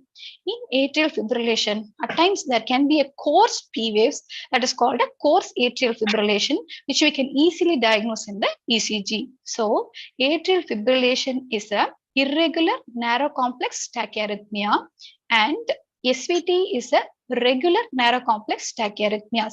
In case of wide complex tachyarrhythmias, it is further classified into regular tachyarrhythmias and irregular tachyarrhythmias. In case of wide complex irregular, it is ventricular fibrillation, where only fibrillatory waves are seen. In case of regular wide complex, it can further be divided into monomorphic ventricular tachycardia or polymorphic ventricular tachycardia and supraventricular tachycardia with an aberrancy. We'll see each of them separately. So in case of any, as with bradycardia, in case of any tachyarrhythmias, that is a narrow complex in ECG, you check for any pulse and blood pressure. You assess the patient if they've got any signs of hypotension or altered mental status or showing any signs of myocardial ischemia or shock. If there is no pulse, you start CPR. If there is hypotension or an impending cardiac arrest, you do an electrical cardioversion. If the BP is stable or if the BP is shooting up and if the patient has got a sinus tachyarrhythmias or so, then decide upon the clinical scenario. You deepen the plane of anesthesia and analgesia. So coming on to the first narrow complex tachycardia with the P wave, that is a sinus tachycardia.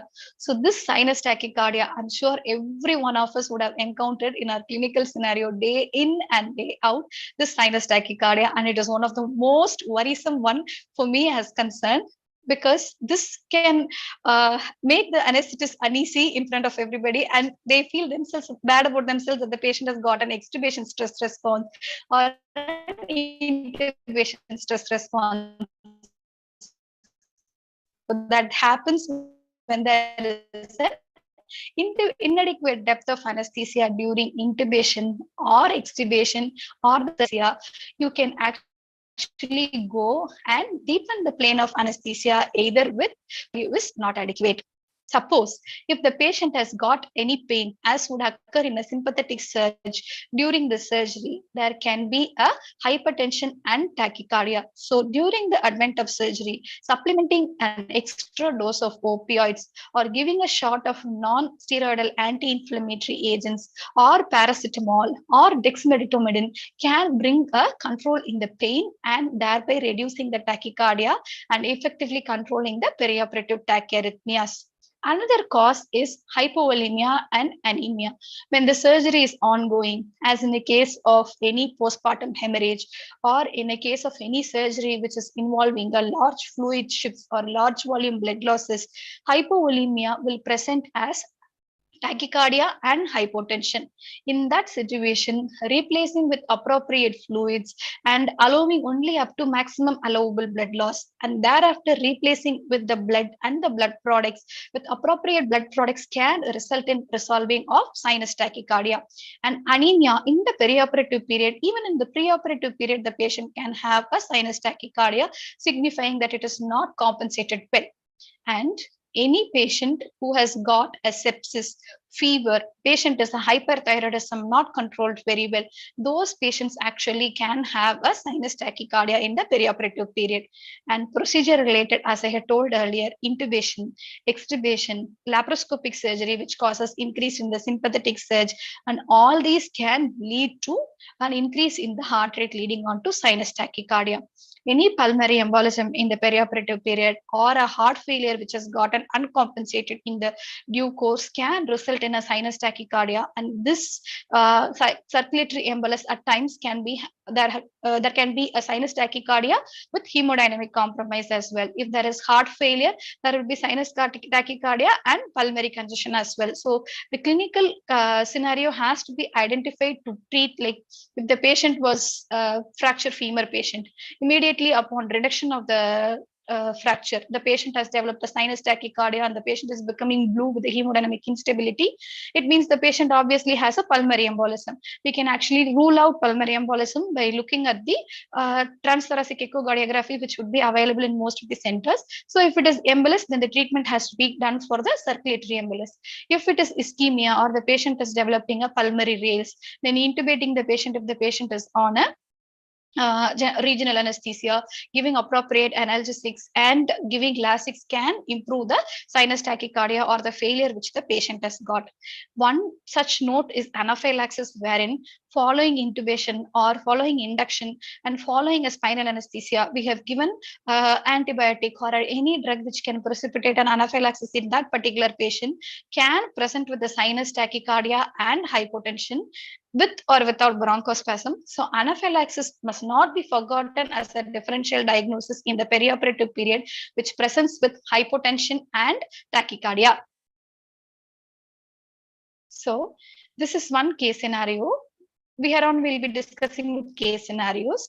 So this one case scenario, he's a known coronary artery disease patient who is undergoing a FEMPA bypass and complaints of palpitation. Under regional anesthesia, he's complaining of palpitation. His BP is somewhere around 100/60 millimeters of mercury, and this is the rhythm which he has developed. So this rhythm, as you can see, it's a narrow complex rhythm, but it is regular. So it is all regular. So it is a narrow complex rhythm. It's a regular rhythm, but there is no P wave in it. So no P wave. This is just a T wave. There is no P wave in it. So any narrow complex tachycardia without a P wave is an SVT. So that particular ECG is of SVT. This patient is hemodynamically stable. So we had tried vagal maneuvers. Under vagal maneuvers, we did not succeed. Then we have administered him adenosine 6 milligrams IV bolus, and that also did not resolve in the rhythm, and the patient was still hemodynamically stable. Then we gave him 12 milligram IV bolus, and that resulted in normalization of rhythm to a normal sinus rhythm.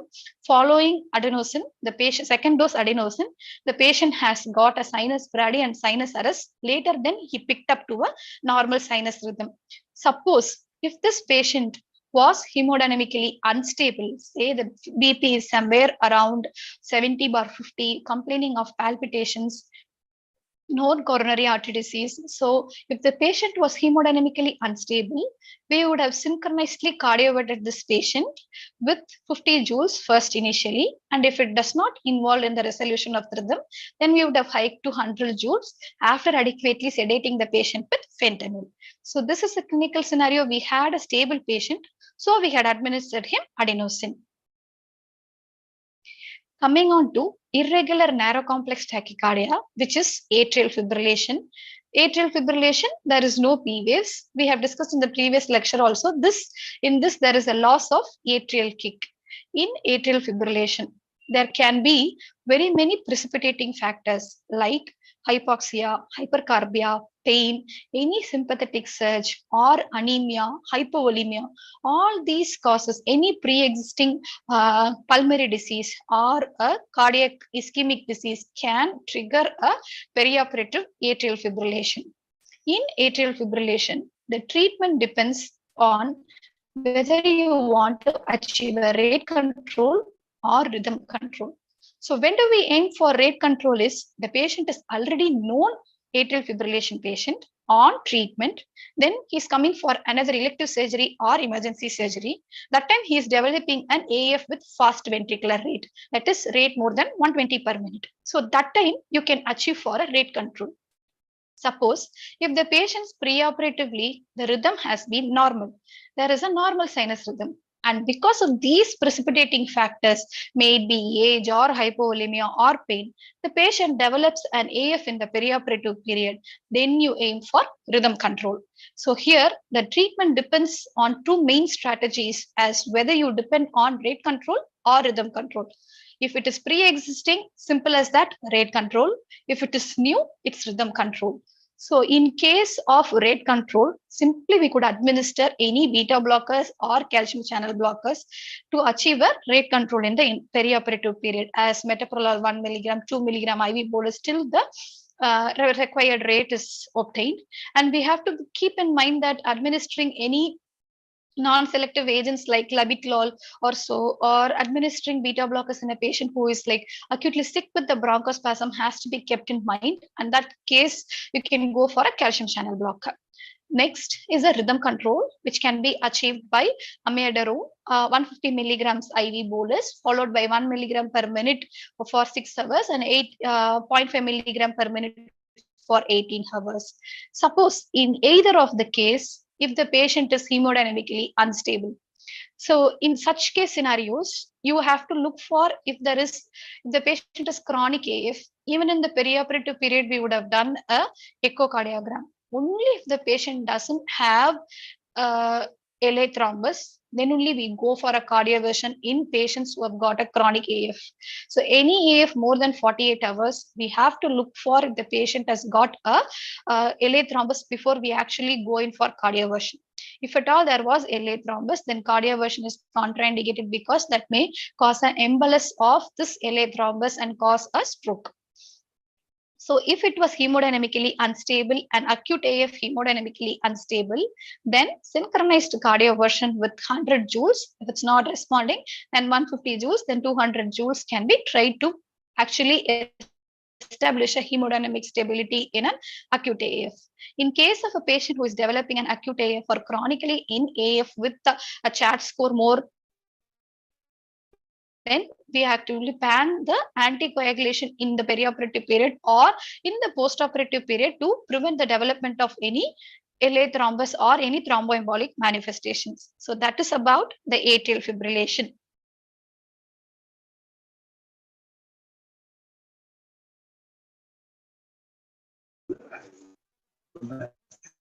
So this is one case scenario which I had encountered recently, and colostomy, and he was in sepsis. So post extubation, he developed this rhythm, and the rate was under control, say around 70. So lead ECG also he had a control rate around 100. But later then, after extubation, he developed this rhythm. Later when we had shifted him to ICU, he developed the AF with fast ventricular rate around 150. But he was hemodynamically stable. Since it was a new onset AF, we aimed for a rhythm control. We used amiodarone in this patient. Later on, during the course of treatment, he became unstable and started to hypotense. Since it was a new onset AF and we had done in the echo in the postoperative period, there was no LA thrombus as obvious, and we had actually done an echo to rule out any myocardial ischemia which would have been precipitating the AF, but there was none. It was developed because most probably because of the COPD and the severe PAH. So we had actually had to cardiovert him with 100 joules, and then he reverted into normal sinus rhythm. In the day 2, after the drain has settled, we had actually put him on an anticoagulation in the postoperative period. So coming on to the next tachyarrhythmia, which is a ventricular premature complex. This is most notorious one in the perioperative period, and this ventricular pre-excitation complex is the ectopic foci which is there in ventricles, and there is no P wave preceding any QRS complex of any ventricular ectopic foci. It can be monofocal or it can arise from multiple foci. The most common one is the right ventricular outflow tract. And here there is the QRS complex is obviously wide because it is arising from the ventricles. And this ventricular premature complexes can be benign or it can signify any underlying electrolyte abnormalities like hypomagnesemia or hypokalemia. Any ventricular premature complexes of more than 5 per minute is of a concern, and cause has to be looked for before taking up such patients for surgery, because these patients may eventually land in a non-sustained VT or a sustained VT or a VF in the perioperative period. So any VPCs of more than 5 per minute or 6 per minute is concerning, and cause has to be looked for, and electrolyte abnormalities like potassium and magnesium has to be ruled out before taking up patients for any major surgery. And ventricular bigemini is every one beat will be normal and the next beat will be a VPC, and ventricular trigemini is 2 beat will be normal and the third beat will be a VPC. And non-sustained VT is any ventricular premature complexes more than 3 in number, or it is not sustained for more than 30 seconds, then it is called a non-sustained VT. When it is sustained more than 30 seconds, it is called a sustained VT. So this is an example of trigemini wherein there are 2 normal complexes followed by a premature complex, 2 normal complexes followed by a, let me take a next. 2 normal complexes followed by a premature complex, 2 normal complex followed by a premature complex. If this patient actually had a hypokalemia, which we had treated in the perioperative period, and hypomagnesemia can also be a cause for such ventricular responses, and it can still signify an underlying myocardial ischemia as well. So coming on to white complex tachycardia, it can either be ventricular fibrillation or ventricular tachycardia. And in case of ventricular fibrillation, there is no other role for any other drugs. We have to start defibrillating the patient immediately, start CPR, and look for 5H and 4Ts. Those are hypoxia, hypothermia, hypovolemia, hydrogen ions, hypokalemia or hyperkalemia. And T's is toxin, tension pneumothorax, tamponade, pulmonary thrombus, or coronary thrombus. We have to look for 5H and 4Ts, and CPR has to be done as per ACLS 2020 protocol. And in case of ventricular tachycardia, it can be monomorphic or polymorphic. The monomorphic tachycardia can be stable or unstable, and the polymorphic ventricular tachycardia is commonly known as torsidish pointish. And this monomorphic tachycardia, if it is associated with pulse, then it can be treated with amiodarone or lidocaine 1.5 to 2 milligrams IV bolus. Amiodarone at a dose of 150 milligrams IV bolus followed by an infusion. If it is unstable, then it can be cardioverted. So in case of any electrical cardioversion or a defibrillation in an awake patient, then you have to ensure adequate sedation and analgesia. You actually have to press the synchronize button whenever you are dealing with any supraventricular tachycardia or ventricular tachycardia with pulse. If you do not synchronize, what will happen is that shock will be delivered elsewhere in the cardiac cycle, not on the onset of R waves, in turn leading on to R on T phenomenon and precipitating a torsidish pointish. So it is imperative to press the synchronize button. So there will be a synchronized button in every defibrillator, and this is a pacer. This is a defibrillator which we have in our hospital. So this is a pacer, and synchronized button will be there, and we have to press the synchronized button to ensure we are giving an adequate shock, and it has got an AED option as well. And this is a case scenario wherein a 23-year-old female who is posted for laparoscopic umbilical hernia repair, upon giving ondansetron 4 milligrams IV bolus, she is becoming to develop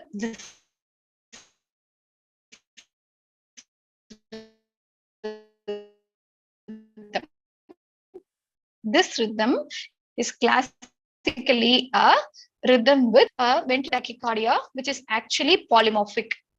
So the rhythm, the axis is rotating on its own.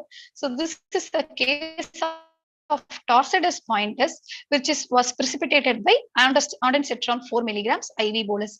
So any drug like haloperidol, doperidol, ondansetron, or halothane can precipitate, any drug which increases the QTC interval can precipitate a torsidish pointish in the perioperative period.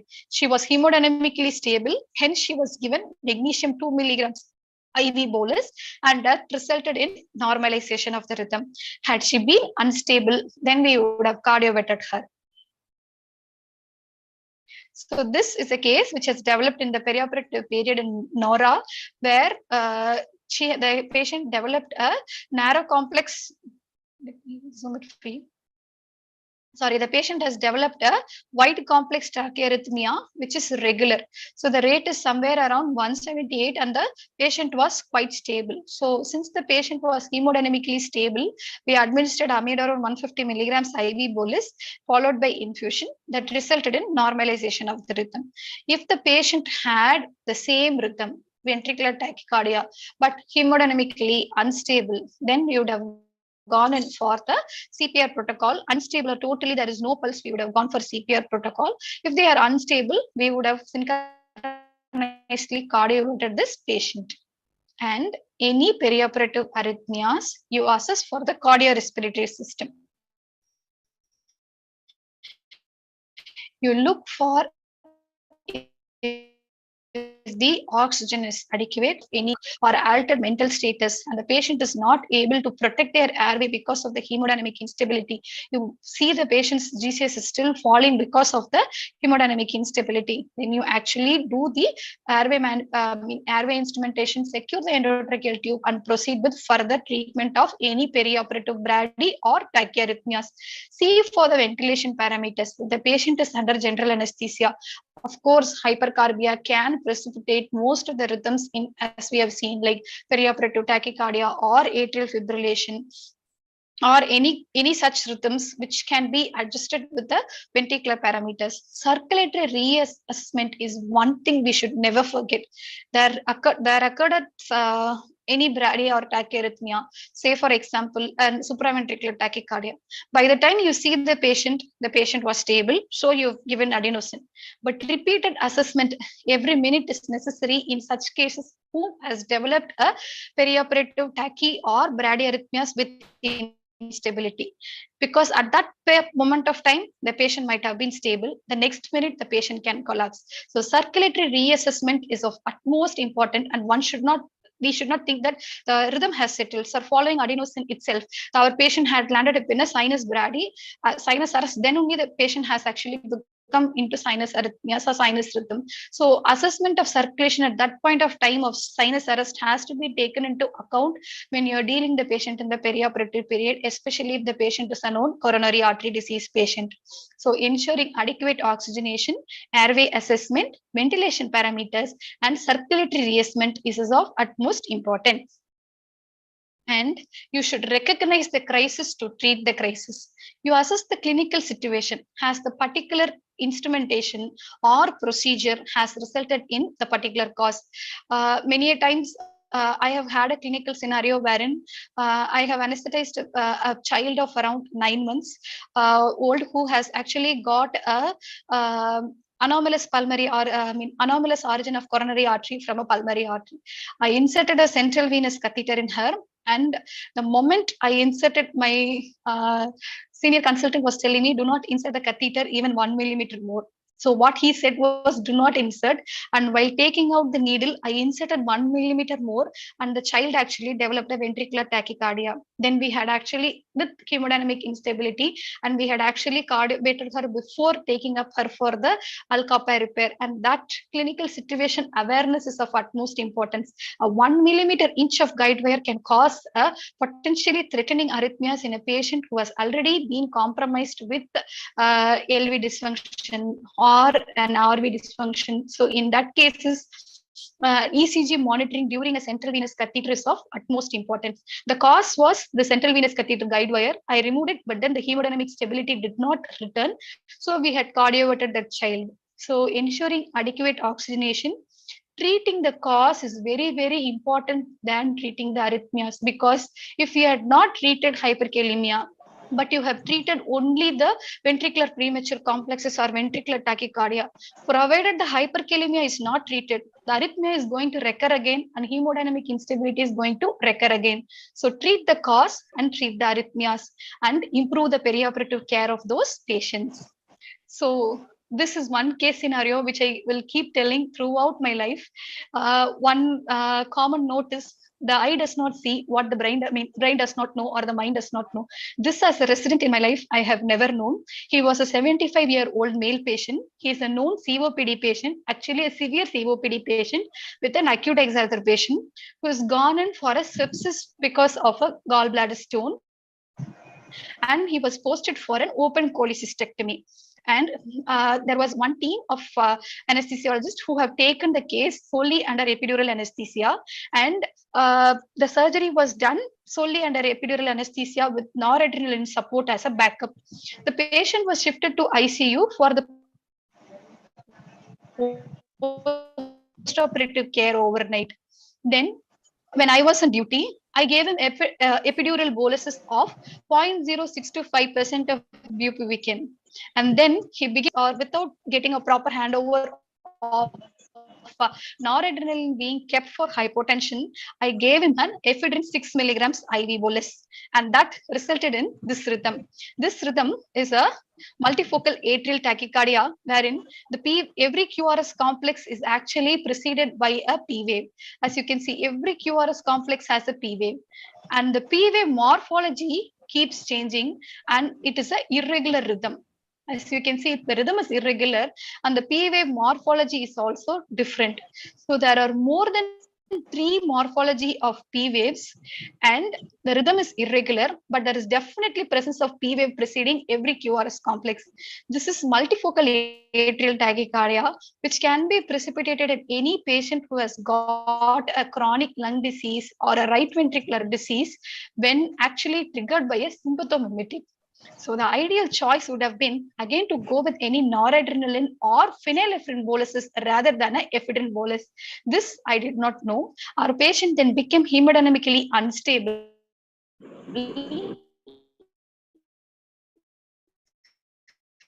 So we had cardioverted him with other courses of epidural boluses were converted into infusion, and the noradrenaline infusion has been kept throughout when he was getting an epidural bolus to mitigate any arrhythmias he would develop in the perioperative period. At the outset, I would really like to say, call for help whenever you are not able to tackle cause is not known. You want to call for a cardiologist consult when there is a complete heart block or a second degree type 2 heart block, which is happening in the perioperative period, a freelance practice or a corporate practice. I really call my friends or colleagues if at all I land up in any problem to mitigate the problem effectively. And thank you, ISA Thane, for this wonderful opportunity. And this is my alma mater, Madurai Medical College. Thank you. Thank you, Dr. Guru. That was a wonderful, wonderful session. Very comprehensive. It just shows in the chat box that there are hardly 2 or 3 questions, because I'm sure we have been through, everybody has been through all of these scenarios at some point in time. Dr. Katkade, again, would you like to add a few things? No, actually, I would like you to take a couple of questions if possible. Yeah, so I'll ask what is in the chat box.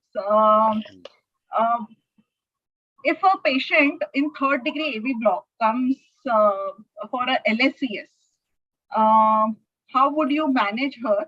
And should pacing be done before surgery if the patient is stable enough?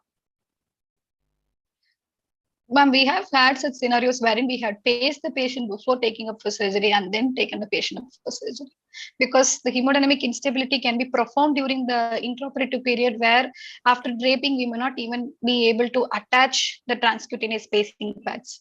If the patient is coming up for any emergency surgery, then transcutaneous pacers can be attached to see if the patient is actually getting the trigger. If the patient is so obese, then they may not actually take up the trigger also.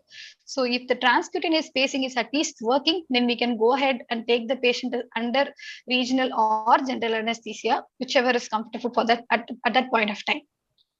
Yeah, but I would go with transcutaneous before going in for LSCS. Transcutaneous pacing, if it's working, it's fine. But getting a cardiologist opinion, even they would suggest to go for pacing and then go for LSCS, because the hemodynamic compromise or the maternal mortality can be a very huge toll.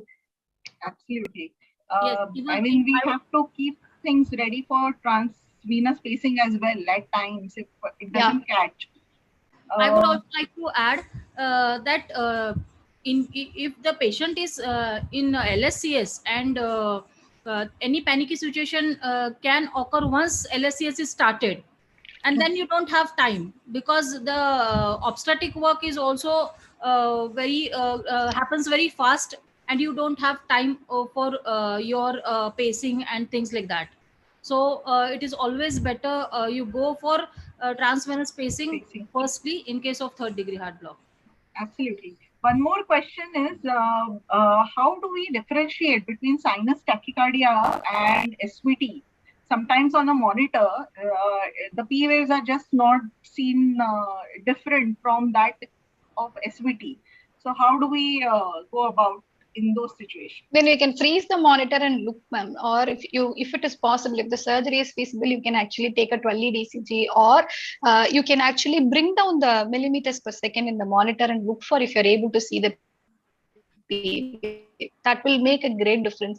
Like if the heart rate is somewhere around 116, then it may be really difficult to differentiate between SVT or sinus tachycardia. Like you freeze the monitor, make the 25 millimeters per second to 12 and so on, and see if there is P wave is present. Then you can actually go about and treat if it is a sinus tachycardia or SVT. Yeah, that was great. The speed button in actually the speed of the ECG on the monitor, we can actually it gives you 3 or 4 different values and might as well make use of that. Yes, and if your monitor has this 12 lead ECG facility, then you can just press on 12 lead and see the V leads usually show very prominent P waves. Even if your standard leads do not show, no, the chest leads will show prominent P waves, or the spacing will be identifiable in chest leads most of the times. Great. So, Dr. Guru, just to end this discussion, supposing we know that a particular patient is at a risk of developing arrhythmias intraoperatively, like he has too many factors, maybe myocardial ischemia, a patient with IHD, or a patient in sepsis, where we know that these drugs can be precipitated. These arrhythmias can be precipitated. Can you tell us what drugs to keep ready in our armamentarium, and which is the safest one to use, and how do we use? So this is very useful for the people who are working in nursing homes, just to for the ease of it, to carry 1 or 2 drugs with them, so that if things go wrong, then it can be immediately reinstated. Yes, ma'am. So in any bradyarrhythmias, you would actually carry atropine. And if at all it is available, or if you think that the patient is already beta blocked, you can actually carry 1 dose of isoprenaline in hand. So adrenaline will always be available. So in case of any bradyarrhythmias, atropine, isoprenaline, and adrenaline is what I would advise to carry. And in case of any tachyarrhythmias, even for supraventricular tachycardia, if adenosine is not available, then the next choice is a beta blocker. So metoprolol, 1 ampule metoprolol, and 1 ampule amiodarone, and if possible magnesium, because at times we may not there have been case incidences, if it was not recognized, then that would lead to a very serious scenario. So I would advise for any tachyarrhythmias, carry amiodarone, beta blocker, and magnesium. What about Xylocard, Loxicard, or Xylocard? Yeah, sorry, Loxicard. Any VPCs, first I would administer only Loxicard or ventricular tachycardia also. If it is hemodynamically stable, administer Loxicard. And how do we give about magnesium? What dose would you give if we have this thing? If it is torsedous, it is 2 grams IV bolus, slow IV 2 grams IV bolus. Okay. Thank you so much, Dr. Guru. I'm sure there will be questions that will be put on, and we have our talks to follow. Request both of you, Dr. Amarja and Guru, to be there with us, so as to have a look at these cases. Over to you, Dr. Nilima. Yeah. Thank you so Sunil much. sir wanted to add at some point, I guess. Yeah. Thanks. First and foremost, thank you very much for and congratulations for an excellent presentation. Thanks to ISA Thana for organizing such an excellent meet. Many of our anesthesia colleagues are not members of ISA, so they must become members. I request them to join ISA as early as possible. If not in Thana, people who are staying in Thana, they are most welcome to join in ISA. But otherwise, they must join ISA. That is one. And lots of nursing home anesthesiologists, they should be very particular about the defibrillator available in the operation theater. If it is available, you have to test it preoperatively, because you don't know which patient may require a defibrillation. And Dr. Guru, I will just sum up. If instead of it is better to treat the rate than the rhythm. Am I right? What is your take-home message for that? Sir, if it was like preoperatively existing, then I would control only the rates, sir, not rhythm. Thanks for this, because this is a debatable topic. Yeah. Yes, sir. Thank you very much. Thank you, sir. Thanks, Dr. Sonali. Please. Thank you so much, Dr. Kuru. Thank you, ma'am. Yeah, with so much knowledge imparted to us by both our speakers, now let us move on to managing the cases. We have taken two different scenarios. First, cases done in a very well-equipped nursing home, and second, in a tertiary care center. First, I would like to call upon Dr. Anjali Patil to present her cases. Dr. Anjali Patil is senior anesthesiologist working in Thane since 1998. Currently, she is consultant anesthesiologist at Revival Hospital, Thane. She has done her MBBS and MD from Vijay Medical College, Pune, and MRCA from UK. Welcome, Dr. Anjali. You can start your presentation. Okay. Good evening, everyone. Actually, and a very good wishes for the WHO Day to all of you. Actually, today, after I think our brain cups are overflowing with fantastic knowledge and fantastic talks, both of you, Dr. Amarja and Dr. Guru. Superb. Very well done. I will not tax you much. Today, I have 3 case scenarios. Today, I have 3 case scenarios. These cases I have done myself in our nursing home. These are simple patients with very straightforward cardiac problems, medical problems. And there was a dilemma whether to manage them in the nursing home or do the cases in the institute. So all of these 3 have been done under regional anesthesia. We will come to our first case.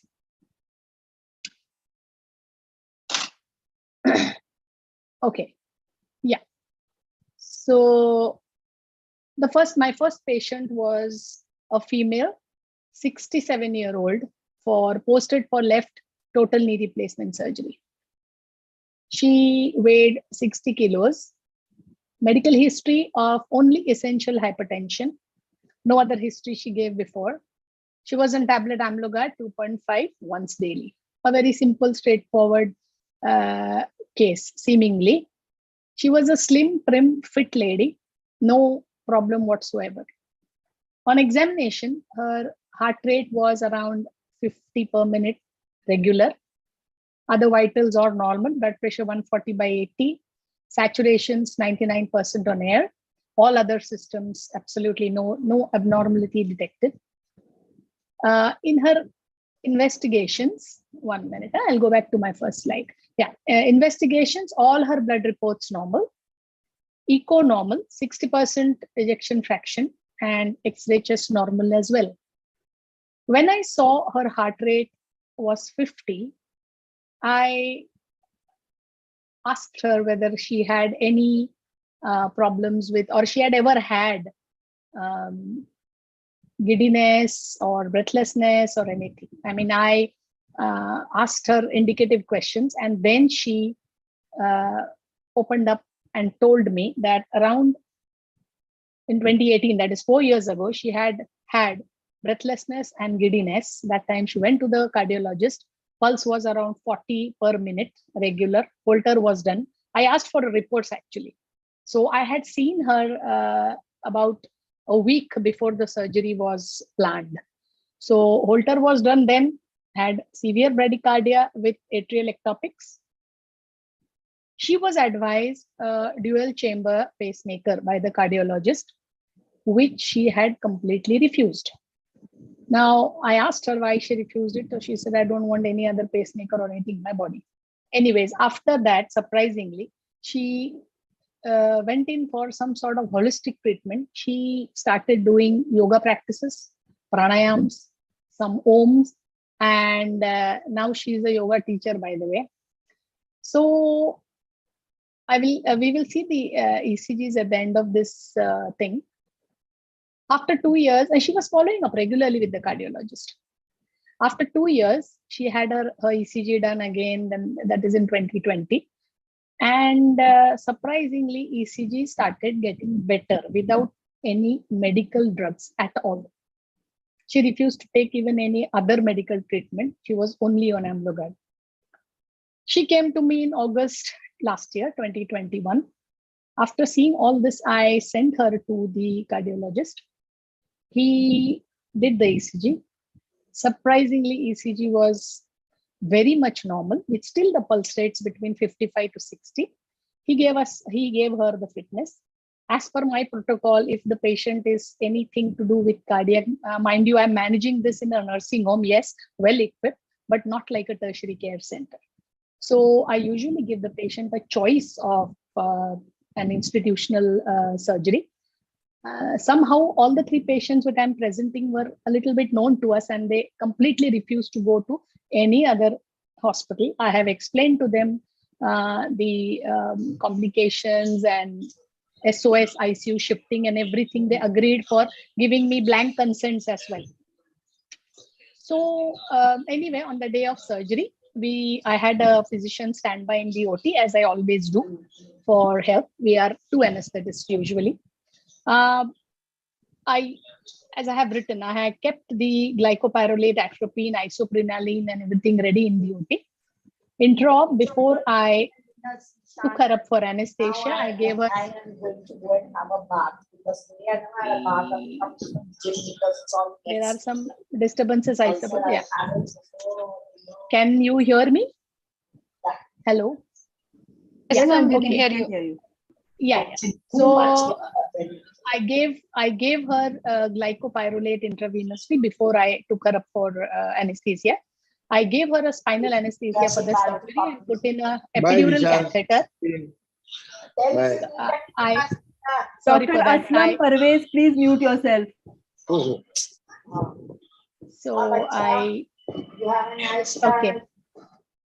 So I gave her a spinal anesthetic for the knee replacement surgery, and I passed an epidural catheter for the post-op analgesia.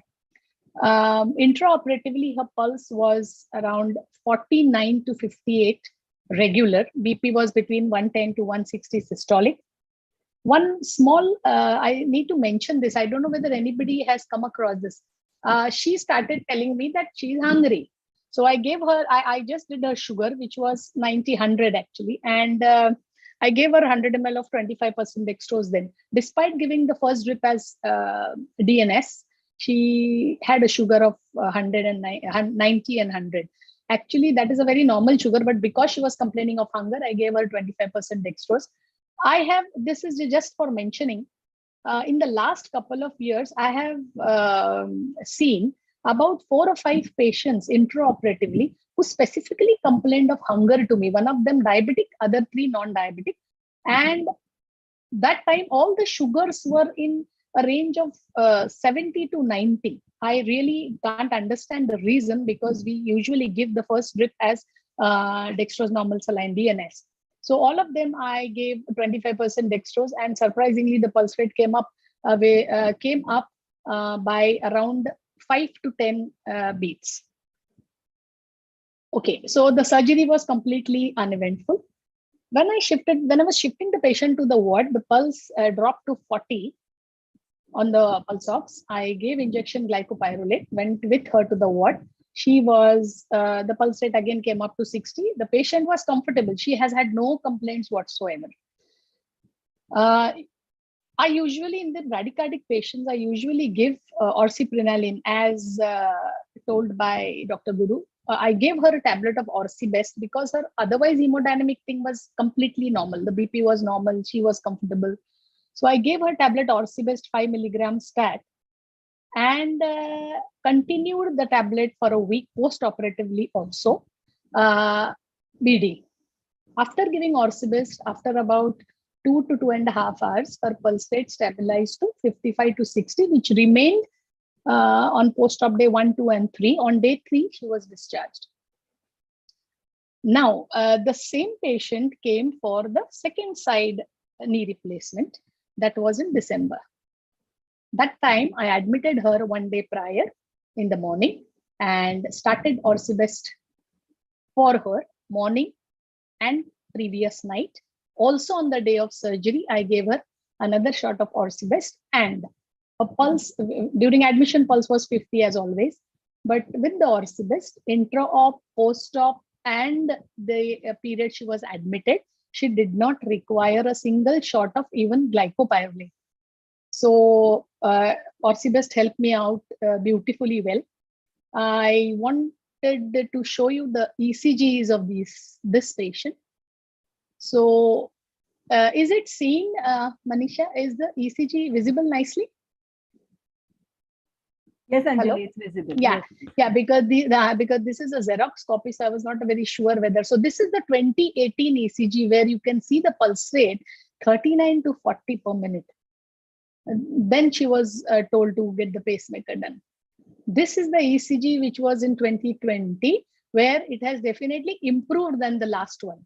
And this was yoga and pranayam, really. I'm amazed. And this was her pre-operative echocardiogram and the ECG, which was bang normal. Just a little bit of brady, like, pulse was about 60, and she was absolutely fine. The last ECG is the ECG on discharge, that is post-op in December. So this was a fantastic ECG on Orsibest where I discharged the patient. This was my first case scenario. So seeing the patient pre-operatively before surgery to optimize her is an extremely important tool, which I think whenever anybody can do it, please do it. Because this patient coming as a surprise in the OT is really difficult to manage. So my next case is a male patient, 80-year-old, for left total knee replacement. He was a very otherwise fit patient. He was a tall and slim, 70 kilos, no complaints, no surgeries, medical history, as always in that age, of hypertension, taking Stamlo 5 milligrams once daily. That is it. With those knees also, he could do a small morning walk. Blood tests were normal. ECG, X-ray, and echocardiogram was completely normal. That was the paper handed over to me by my nurse. Everything seems fine. So I usually physically see the patient if I can. So I went out of the OT to see him. This is what I wanted to mention here. Hand on pulse. And I saw about 10 to 14 missed beats per minute when I was examining him clinically. I was very surprised. I took a look at the ECG again, whether I've missed something. ECG bang normal. That was done 5 days ago. So missed beats per minute. So I just explained to him everything. I told my nurse to take an ECG right then. And again, that ECG showed nearly trigemini, that ECG showed me. And so again, I came back to him. It is so difficult to explain to a fit patient that your ECG is abnormal just now. Very difficult. Anyway, I tried explaining to him. He was very nice then. I advised him a dobutamine stress echo and a cardiology reference, because I thought the VPCs were maybe due to an ischemic episode or what. So the BSE was negative. The cardiologist started him on Cardaron, 100 milligrams twice a day. He took it for 10 days. After the cardiologist said to repeat an ECG after 10 days. If normal, he will be fit for anesthesia. 10 days later, the ECG was really normal. And VPCs were very, very occasional, like once, very occasional. So we did that patient and he went home absolutely fine. This top ECG is his basic, the basic ECG, what he had when he came. So that was completely normal. I couldn't see any abnormality there. This was the ECG taken at my place, where you could see after near trigemini. You can really see a trigemini here. So that was the ECG which I took. And after the Cardron, this was the pre-op ECG again, which was very fine. And this was the ECG which I took on the 17th, that is the day of discharge. And the patient went home absolutely fine. VPC is not something which needs a case presentation. I just wanted to I just took the case and I wanted to present it before you to highlight the importance of keeping your hand on the patient's pulse. Many of us do that, but I think we old timers do it much more, because what happens is that the nurse usually puts a pulse oximeter and misses the missed beats and just gives you the reading of the pulse and the saturation so many times. So this was just to highlight the importance of the hand and pulse. I come to my third case. This case is of ischemic heart disease. He was an 80-year-old male, again for left total knee replacement. He had a history of hypertension and diabetes since the last 15 years. He looked a little, can't say unfit, but yes. With those paining knees also, he used to, walk about 1 to 1.5 kilometers daily, but he had night pains and bad aches. So now his ECG actually showed me, STT changes, inferolateral changes with bradycardia, like his pulse rate was 55 to 60 without any beta blockers, mind you. So because of these ECG changes, I again asked him leading questions like whether he has any chest discomfort or any breathlessness or sweating or whatnot. Then he answered me that yes, while walking, he sometimes has some chest discomfort or some sweating, but that is nothing, he said. I mean, he was that, that bindas type of patient. I am nothing wrong with me types. Anyways, so this was the scenario. His echo showed a concentric LVH and aortic and mitral sclerosis. Blood reports all normal. For diabetes, he was taking oral hypoglycemic agents, and for his blood pressure, Depin, Telma, Atorva, and also Ecosprin. He was also taking Ecosprin, which his cardio had started. Now, because he had these complaints and ECG changes, I sent him over to the cardiologist for a fitness and also advised a dobutamine stress echo on him too. Surprisingly, the dobutamine stress echo was positive, reported positive, because even at a pulse rate of 95, he had gone into a nodal rhythm and ventricular topics. He did not have any regional wall motion abnormality, but a nodal rhythm and BPCs. That is why it was, the DSC was set positive. The cardiologist did an angio on him the next day, and he had an LAD lesion of 40% with the D1, D2 narrowed. Anyway, the cardiologist gave fitness for him for surgery. And I again tried convincing him for an institute, which he refused point blank. So anyway, so we took him up for surgery. As per protocol, a cardio standby was there in the OT. So pre-operatively, pulse was 60, blood pressure was 160 by 90, SpO2 99. Took him up for spinal, gave him a spinal anesthesia, epidural put in for post-op analgesia. The pulse after some time was 45 to 50. I was in a dilemma whether I should give glycopyrrolate or no, because at 80 and 95, he had gone into nodal rhythms during his DSC. But still I gave him glyco. His BP was that time post-spinal. After about half an hour of starting the surgery with the patient sedated, the BP was 180 by 100. So I gave him a shot of Lasix, 20 mg, and his BP became normalized.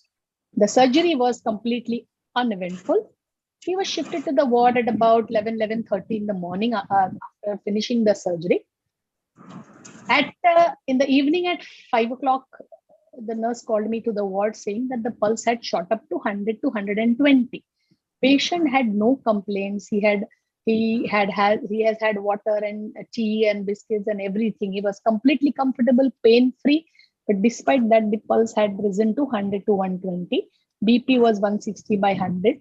But he was continuously talking to his relatives and friends and etc. So maybe that was the cause.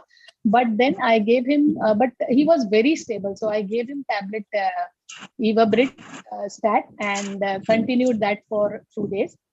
The second day, the vitals became fine and we discharged the patient on day 3. Now, these were his ECGs. This was the ECG pre-operatively, where it is showing mild STT changes, not much. This was his ECG, where during his dobutamine stress echo, where you can see the nodal rhythm coming in. And of course, the next page also showed a few ventricular ectopics as well. This was his ECG with tachycardia on that evening, as I had mentioned. So, and this was post Evobrid. It was done in the night. So this was after the Evobrid was given, and he was absolutely fine. His second knee is due on 30th of April. I need inputs from all of you. Anything else I could do for him? Oh, thank you so much. These were my 3 cases. And thank you for patient listening. Thank you, everyone. Thank you, Dr. Anjali. Yeah. I think we will go on to listen to Ajay's case, Yes. and then take the questions at the end. Is it okay? Fine, Ajay? absolutely. Yeah. Ajay. Yes, ma'am. Okay. Anjali, very nice presentation. Now we will move on to the Thank next. you, Nilima. Yeah, where the cardiac patient for non-cardiac surgery is managed in a tertiary care setting. Our next speaker is Dr. Ajay Yadav. He is currently working as consultant anesthesiologist in Jupiter Hospital, Thane. He did his DNB from Government Medical Hospital, Aurangabad. He has many publications and presentations to his credit. He has special interest and experience in cardiac, neuropediatric, transplant anesthesia. Then he is proficient in giving USG guided nerve blocks and fiber optic intubations. He has experience of working in ICUs and has expertise in advanced hemodynamic monitoring. So welcome, Dr. Ajay. You can start with Thank you, ma'am. So I'll just start. Good evening, all. Start sharing it. So basically, I'll just start with my topic now. Life expectancy of a general Indian population is increased, and there is also an increase in the patients with the different cardiac conditions. Patients with these cardiac conditions, with or without intervention, coming for a non-cardiac surgical procedure is also increasing. These patients have increased risk of an cardiac events in a perioperative period. So anesthesiologists should be aware of pathophysiology of these cardiac conditions and the anesthesia management in the perioperative period. Today we are going to discuss one such case and related anesthesia management. So today we are going to discuss about ischemic heart disease patient posted for an orthopedic surgery. A 72-year-old male patient came with an alleged history of a fall at home. Patient had a trauma to the left lower extremity on fall. There is no trauma to the head, chest, and abdomen. No history of convulsion, unconsciousness, ear, nose bleed. Patient is a known case of an hypertension and diabetes since last 5 years on medical management. Patient does not have any significant surgical history in the past. Before fall, patient is able to do all his routine daily activities. On examination, on inquiry, patient had a history of breathlessness on exertion 2 months back, for which patient seek an cardiology consultation. Cardiologist advised patient ECG and 2D echo. ECG of the patient suggestive of an T-wave inversion in anteroseptal leads, and 2D echo suggestive of a moderately depressed LV systolic function with ejection fraction of 25%, normal RV systolic function, grade 2 diastolic dysfunction, positive regional wall motion abnormality, trivial tricuspid regurgitation and mitral regurgitation, normal pulmonary artery pressures. On ECG and 2D echo findings, cardiologist advised patient coronary angiography. Coronary angiography suggestive of a double vessel disease with left anterior descending and left circumflex vessels blocked. So this is an ECG of a patient which I have just mentioned, representing the T-wave invergence from V1 to V5. Now, post angiography, this patient was advised angioplasty, but patient refused because of a financial constraints. And the cardiologist started the patient on medical management and asked him to do a routine cardiology follow-up. Patient is presently taking medications in the form of tablet amlodipine, atenolol, tablet telmisartan, tablet clopidogrel, ecosprin, rosuvastatin, and metformin. On examination, patient is conscious oriented with a heart rate of 68 per minute, normal blood pressure of about 110 by 60 mm of Hg, saturation of 96 to 97% on room air, normal systemic examination, no pallor, clubbing, cyanosis, edema, peripheral pulses are well palpable, and airway examination of the patient is normal. On investigation, patient's hemoglobin is 10 gram per dl, serum creatinine is 1.6. Fasting and postprandial blood sugars are normal. LFT, serum electrolytes, coagulation profile, chest X-ray of the patient is normal. X-ray of left hip suggestive of a left fracture neck of femur. So this was an X-ray of a patient which is suggestive of a fracture of a neck of femur of a patient. Now, surgical plan of this patient that it was the patient to be posted for left proximal femur nailing. Now, regarding plan of anesthesia, these kind of a patients with a multiple comorbidities and having a sick heart, we normally suggest a multidisciplinary meeting before posting these patients for a surgery. Now, in multidisciplinary meeting, all the concerned doctors which are visiting the patient are involved, like cardiologist, orthopedic surgeon, intensivist, physician, and anesthetist were present during this meeting. During this meet, we have explained the patient's relative all the pros and cons of posting the patient for a surgery. All the pros of cons have a type of anesthesia which we are going to give to the patient. We have explained the patient and patient's relative about the high risk of a surgery and high risk of perioperative cardiac event, post-operative ICU monitoring requirement of a patient, and if there is any intraoperative of a cardiac event, then such kind of a patient may require post-operative ventilatory support. So, considering pros and cons of a regional versus general anesthesia in this patient, the plan of anesthesia preferred in this patient is general anesthesia with intubation.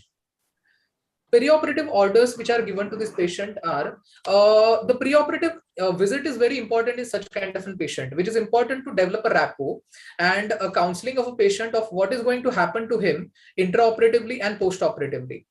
We have given femoral nerve block to this patient in preoperative period to reduce the pain, which is one of the reasons for increased sympathetic stimulation, which can lead to ischemic heart disease. As per cardiac, patient was started on injection Clexane on admission, which was stopped about 12 hours prior to surgery. Tablet alprazolam 0.25 milligram is given on previous night of a surgery. We have omitted tablet, continue rest of the medication. We have omitted the oral hypoglycemic agent, that is tablet metformin, and rest of the medications are continued. Patient is NBM 6 hours prior to surgery and adequate blood is kept ready. So preoperative management goals were optimization of medical management and whenever possible revascularize with the percutaneous coronary intervention or surgery. Now, coming to the anesthetic management during surgery, the goals during anesthesia management are to maintain a stable hemodynamics, optimize myocardial oxygen supply and reducing oxygen demand, monitor for ischemia, treat any kind of an ischemia of infarction if it develops, maintain normal temperature, and avoidance of any significant anemia. Monitoring which we have preferred for this patient is ECG, blood pressure. We have preferred the invasive blood pressure monitoring to this patient, pulse oximetry, capnography, temperature monitoring, urine output monitoring, and central venous pressure monitoring. Now, coming to the general anesthesia which is given to this patient received antibiotic prophylaxis about 30 minutes prior to the surgical incision. As soon as patient entered into the operation theater, we have again explained him the procedure which is going to happen to him. That is then central venous cannulation and radial artery catheterization was done under local anesthesia. Pre-oxygenation was done with 100% of oxygen for 5 minutes. We have given pre-medication to the patient in the form of injection midazolam 1 milligram. Inducing agent we have preferred in this patient is injection etomidate because of its cardio stability. Injection fentanyl opioid because it is hemodynamic because opioids maintain hemodynamic stability during surgery. Injection atracurium as a muscle relaxant. Intubation was done with the help of an portex cuff endotracheal tube number 8. After induction to this patient, we have given electrospinal plane block in a right lateral position with the help of an injection bupivacaine 0.25% 20 ml. After that, patient was given position on a fracture table. Injection noradrenaline infusion started immediate post-induction to tackle a slight fall in a blood pressure. Patient was maintained during surgery with the help of an oxygen, air, and sevoflurane. And throughout surgery, patient maintained stable hemodynamics. At the end of a surgery, we have planned extubation on table, and smooth extubation was done on table. The total surgery duration was 90 minutes. Blood loss during the surgery was 300 ml. Crystalloids of 500 ml was given as an input. Urine output of 100 ml was achieved during surgery. Patient shifted to a critical care unit on noradrenaline support, which was tapered off and stopped on POD1. Patient was under observation in a critical care unit for next 2 days and discharged home on day 7 after surgery. So this was a pre-operative X-ray and post-operative X-ray post-surgery. So even after surgery, most of these, even in a post-operative period, events occur in a patient in a critical care unit for 2 days post-surgery. There are chances of delayed events within first 30 days. This is because of a secondary stress. So in immediate post-operative period, there are stressful conditions like stress of extubation, pain, sepsis, hemorrhage, anemia, and respiratory problems. These all things which are going to increase the demand on a heart, and these all things should be minimized or treated as soon as possible so as to prevent the chances of an ischemia developing.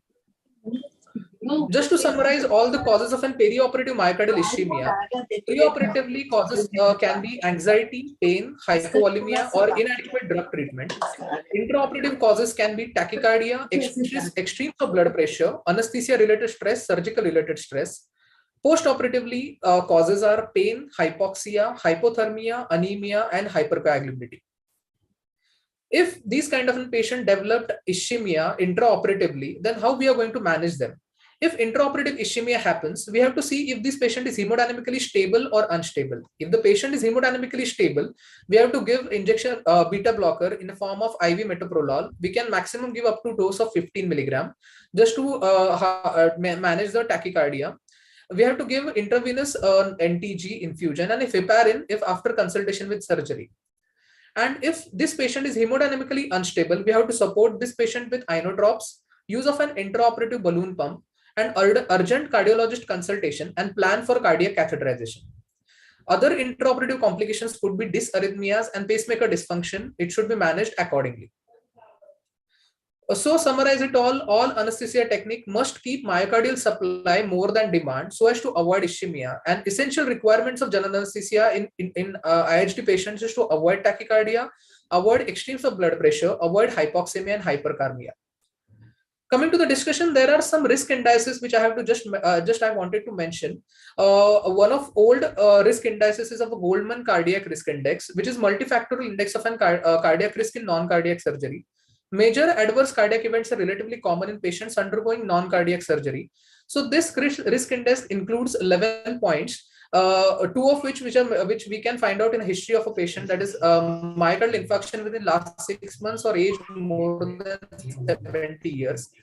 Physical examination, including S3 or jugular vein depression, significant aortic stenosis, ECG changes, and other factors. All these indices have given a points. And depending on these points, the patient's probability of life-threatening complications in perioperative period is mentioned. Next index is revised cardiac risk index, which have independent 6 predictors like high-risk surgeries, history of an ischemic heart disease, history of congestive heart failure, history of cerebrovascular disease, insulin treatment for a diabetes patient, and preoperative serum creatinine level more than 2. Again, all these clinical variables have given each 1 point each, and depending on the points, the risk of complications in perioperative period can be mentioned. Nowadays, the cardiovascular risk calculator is also available on our mobile devices, which will help us to calculate 10-year risk of an heart disease or stroke using ASCVD calculator. ASCVD is nothing but an atherosclerotic cardiovascular disease calculator. It is given by American Heart Association. This is intended for the patients with no prior history of an cardiovascular disease. It will help us to predict a risk over the next 10 years. It predicts the cardiovascular risk and help guide a plan for a prevention and not to replace opinion of a doctor. The criteria included in this calculator are age, gender, race, total cholesterol, HDL cholesterol value, systolic blood pressure, diastolic blood pressure, treatment of if the high blood pressure is treated or not, diabetes mellitus, and smoking. Now coming to the predictors of cardiac risk in a perioperative period, it depends on a clinical markers, that is history, physical examination, and ECG. On these clinical markers, there are three major predictors. There are different predictors like major predictors, intermediate predictors, and minor predictors. So major predictors for a perioperative cardiac risk are a recent myocardial infarction, unstable angina, untreated heart failure, severe arrhythmias, severe valvular heart disease. Intermediate predictors are mild angina, history of an myocardial infarction, treated heart failure, and diabetes. Whereas the mild predictors are old age, abnormal ECG, non-sinus rhythm, history of a stroke, and uncontrolled hypertension. Coming to the functional capacity of the patient, it measures the metabolic demands of various daily activities of a heart. For example, if a patient is breathless at rest, it suggests you of a low functional capacity and it is predictor of an increased cardiac risk. If a treadmill inducing ischemia at a low levels, that is less than 5 meds or heart rate less than 100 per minute, it is suggestive of a high risk group. If achievement of more than 7 meds or more than 130 heart rate without causing an ischemia, it is suggestive of a low risk group. And more simply, what we can see, if patient is not able to climb even 2 flights of stairs, it is positive predictive value of about 89% of an cardiovascular complications.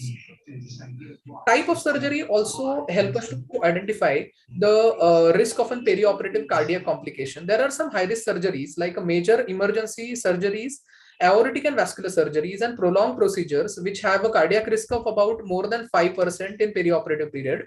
Intermediate risk surgeries of head and neck surgery, abdominal surgeries, thoracic surgeries, and orthopedic surgeries having less than 5% of perioperative cardiac risk.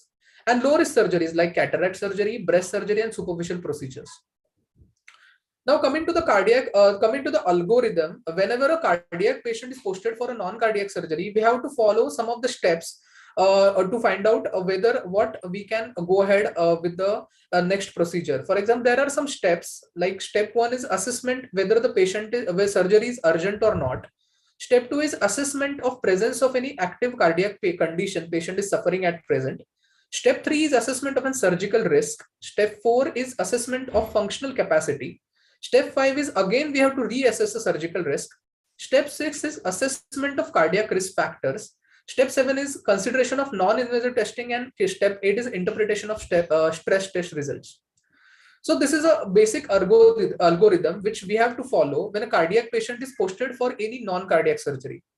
We have to see if the patient's surgery is emergency surgery or elective surgery. If surgery is emergency, then we have to go ahead with the surgery. If surgery is not emergency, then we have to see if patient is suffering from any active cardiac condition or not.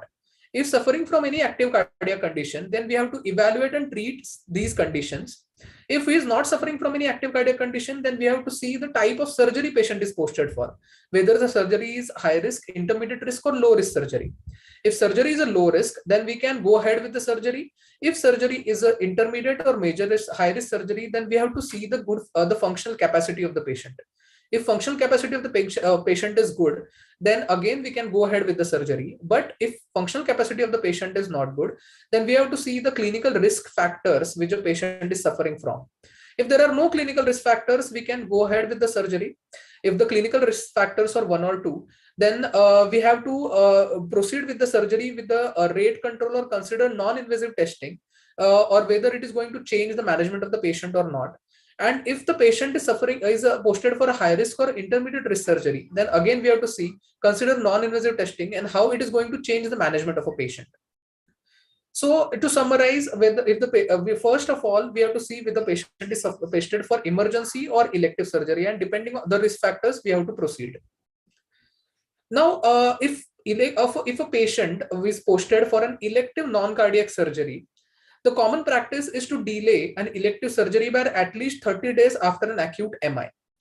Previously, it was used to follow if patient is suffering from a myocardial infarction, we have to wait for at least of 6 months before posting the patient for an elective non-cardiac surgery.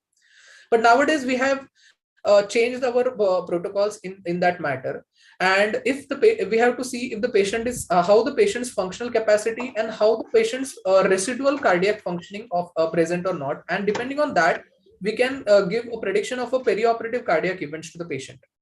If a patient underwent any intervention prior to surgery, then depending on these intervention, we can plan the timing of a surgery after that intervention. For example, if patient is posted, have underwent a balloon angioplasty or no stent following a myocardial infarction, then the timing of a surgery after intervention, we can wait for 2 to 4 weeks, preferably 6 weeks. If patient have a bare metal stent as an intervention, we have to wait for at least 30 days to 6 weeks. It is preferable to wait for 12 weeks. If patient is having a drug-eluting stent, which is normally seen nowadays, we have to wait at least for 3 months and preferably for 1 year. If patient has underwent of CABG, again we have to wait at least for 6 weeks and preferably for 12 weeks before posting these patients for elective non-cardiac surgery. And as I've just mentioned, even the patient having a small infarct without any residual angina with a good functional status, 6 weeks after episode of we can post these patients for an elective non-cardiac surgery. But if the patient is having a large infarct with residual symptoms and with low ejection fraction, there is a high probability of an infarction even after 6 months of an event. We nowadays face many patients who have underwent a CABG and PTCA in their previous in the past. So these patients are completely if these patients are completely asymptomatic within 6 years after CABG and PTCAs, the risk of these patients is almost same as that of a non-coronary patients, provided we have waited at least for 3 months post revascularization and stress test of these patients is negative or angiography of these patients is normal within previous 2 years. To conclude the discussion, a thorough evaluation has to be done regarding history and test of this patient. Any modifiable risk factor which a patient is suffering from has to be corrected prior to surgery. Whenever required further testing, we have to order them. The management of these patients is a team effort. All the team members have to take active participation in the management of a patient.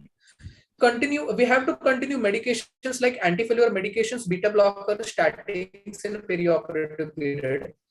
Factors altering myocardial oxygen supply on a demand ratio has to be taken care of. There is an importance of a monitoring in the perioperative period to find out if the patient is suffering from ischemia in a perioperative period, and post-operative pain management has to be good so as to decrease the sympathetic stimulation. We are still not in a situation where we can accurately predict individual perioperative risk, individual stress response to a given stressor, and interaction between pharmacological intervention and risk factors is highly variable. So we have to always remember whenever the non-cardiac patient is posted for a cardiac surgery, we have to follow these 4 guidelines: not too high, not too low, not too fast, and not too slow. Thank you. Yeah, that was very comprehensive discussion about what you had in mind when you took up that patient for surgery. Looks like all the goals were discussed pre-operatively. One question in the chat box, and the question which I wanted to ask was, what is your choice of, if the BP falls even after induction, what would be your choice of drugs? So these patients, as the general anesthesia was given to these patients, there is a decrease in a systemic vascular resistance. So the choice of a drug which we have used is injection noradrenaline, because it is a potent vasopressor. It will help in increasing it can cause a increase in a systemic vascular resistance. So it will help in increasing the blood pressure. The first choice of drug in this patient is injection noradrenaline. And at the same time, we can preload, we can give a fluid bolus to this patient in the form of 100 to 200 ml, not more, because ejection fraction of this patient is low. And if even after increasing the dose of an injection noradrenaline, the patient is not responding to the hypotension, then we can add an inotropic agent in the form of injection dobutamine infusion. This was the same question. Poor EF patient, can we use adrenaline infusion instead of noradrenaline? Adrenaline per se causes increase in a if possible, adrenaline infusion is to be avoided initially because it has a potent inotropic effect, at the same time a potent vasopressor. It can increase the cardiac demand. So if patient is already having a poor heart, it is going to increase the myocardial oxygen demand, and which is going to compromise the situation. So if possible, first of all, we have to use injection noradrenaline first instead of injection adrenaline. Dr. Guru, you had commented something in the chat box. Would you like to share? Yes, ma'am. Recently, the 9th edition Miller has actually updated the guidelines from 30 days following a MI. If there is MI, then it is from 30 days, it has been updated to 60 days for an elective surgery. And what about for emergencies? If they need to be emergencies, taken no, emergencies, as what sir has said, it depends upon the cardiac condition or whether you have to optimize, or like in emergency surgery, there is no role, ma'am. But if it's an MI and if it's an elective non-cardiac surgery, then we have to actually postpone it for 2 months rather than 1 month. Now they have changed it. There's one comment in the chat box about the use of cardiac output monitor. Ajay, can you tell us about that for goal-directed therapy? Cardiac output monitor, if available, we can use it. It will help us to identify what inotropic or vasopressor support we can use perioperatively, and also it will help us to find out to manage the preload and afterload of this patient. So if it is available, we should use it. Yeah, absolutely. Dr. Anjali, just one question to you. For the third case that you described, a similar case where the patient had a ongoing regional wall motion abnormality. Dr. Anjali?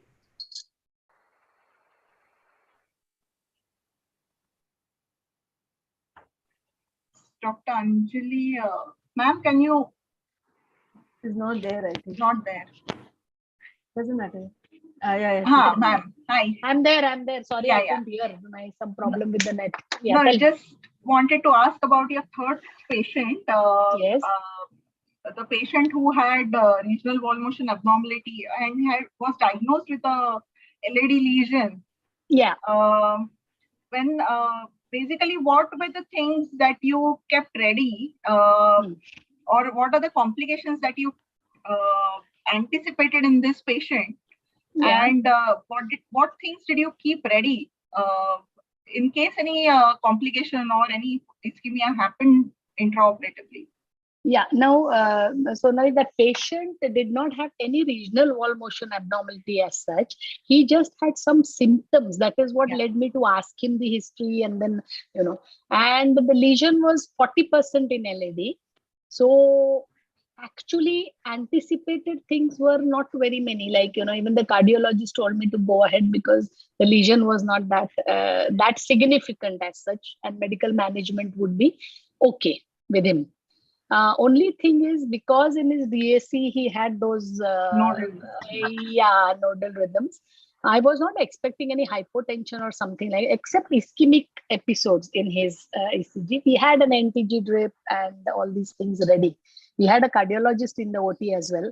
So in case I had any trouble with him or I had to do something, all the emergency cardiac medications were in the OT. Ajay, Dr. Guru is asking you one question. Yes, I would like to have. Yes, Dr. Regarding Anjali Madam's first case, yes. I would like to congratulate her because she has done excellent PAC in this patient, and from history only she got to know that patient was been advised a pacemaker. So that is how she got the crux of the case, that this is something significant. In past, she was advised pacemaker. From there, she got caught hold of that bradycardia thing, and then hence successful management over a period of 2 years, I think. Yes, kudos to you for that. Second, thank you so much, Dr. I want to congratulate you because VPCs were 10 to 14. Yes. So what we usually do, less than 10, we take up the case, we give atropine, and they normalize somehow for some time, but intraoperatively they keep on coming, right? Yes. And then we start becoming restless on and off. Yes. So what I think she has done a good thing is 10 to 14, more than 10, no, or even if they are borderline 10, 8 to 10, just send to cardiologist, and then they start this amiodarone and the patient settles. So Yes, you are also yes. settled. Within 1 week, you can take up the patient. Yeah, because there is no point taking the patient hastily and pushing him on Raloca drips and pushing your adrenaline high as well. Cortisone can do wonders. How we have seen that. So that is Only again thing- take home message. We can we can rely upon Cortisone for that matter. Third case was good. It was LED only 40%, so she gave spinal. So I have no problem with giving spinal for 40% only LED. So that was good. Sir's case, Ajay Yadav sir's case, I just want to say adrenaline can be started. Someone has come said in comment, can adrenaline be given? Adrenaline can be started in low doses. Yeah. Daily we do 20-25% EF cases, and what we do, we just give that heart a support with adrenaline. Yes. So combination of noradrenaline and adrenaline Yes. can also be done, huh? Because we do it daily. So adrenaline, if it is in higher range, then this tachycardia or increased myocardial demand will be there, of course. But low dose, just a support as an adjunct to the noradrenaline, can be definitely used. So that was from my side. Thank you so much. Thank you, everyone. Guru, just last question, this thing from you to Ajay. Yes, ma'am. Yes, ma'am. Because he said he's working in the corporate. I just wanted to know if they are really doing an anti-BNP in any cardiac patients, and also post-operatively following any major surgery, are you actually seeing for troponin levels to identify any myocardial injury following non-cardiac surgery? You monitor. Yeah, you No, monitor the enzymes. Yes. So BNP was not routinely done in all the cardiac patients. And if postoperatively, if patient is having any ECG changes, then only we send tropi levels, not in all patients. Okay, sir. Thank you. Dr. Katkade, would you like to comment on something? No, both the presentations were excellent. Number one, Dr. Ajay, at any stage in your setup, did you think of doing transesophageal echocardiography to evaluate the function and the valvular abnormalities? If the valvular, if a patient's having any valvular abnormality prior to the surgery, trans-echocardiography can be used, not routinely in all the patients, sir. And if availability of transthoracic echo, the feasibility is there, then instead of T, we can use transthoracic in patients. Not in routinely all the patients T. Because that's a great asset, you know. Yes. It is, sir, but it is subject to availability. And secondly, usually in these high-risk patients, the cardiologist himself is involved, and we have an easy accessibility to T. Otherwise, for non-cardiac surgeries, the incidence of using T is very low, though we should be using more. But yes, for cardiac cases where we have to undergo wall repairs or replacements, then T is a must. Dr. Nilima, over to you. Nilima, just 1 minute. I forgot to mention one thing. The pacemaker was what Dr. Amarja had suggested. No? So we have that too in the OT. So that for the bradycardia case, no, that was also, that is there actually. So I was a little, relaxed that in case nothing works, that would work. Thank you. Yeah. Transcutaneous ready? No, not transcutaneous. The biphasic smart one, smart biphasic with the external pacer leads. Yeah. Okay. Thank you, Dr. Thank you. Ajay. Wonderful. Thank you, Dr. Katkade, sir, for chairing the session, and Dr. Sonali. Now, I think I'll call upon Dr. Hinel Gadgil, or President, Madam, for further proceedings. Yeah. Thank you, Nilima. Can you hear me? Yes, Madam. Yeah. Today was an excellent CME, which we have conducted so many CMEs. I found this was the excellent one, and that the credit goes to our speakers. They are the really excellent speakers, and wonderful CME it was. I especially thank Dr. Amarja. She took us from the basic level to the highest level, so we could understand, and really we can imply those things very nicely. Even I like Dr. Guru Santhia also.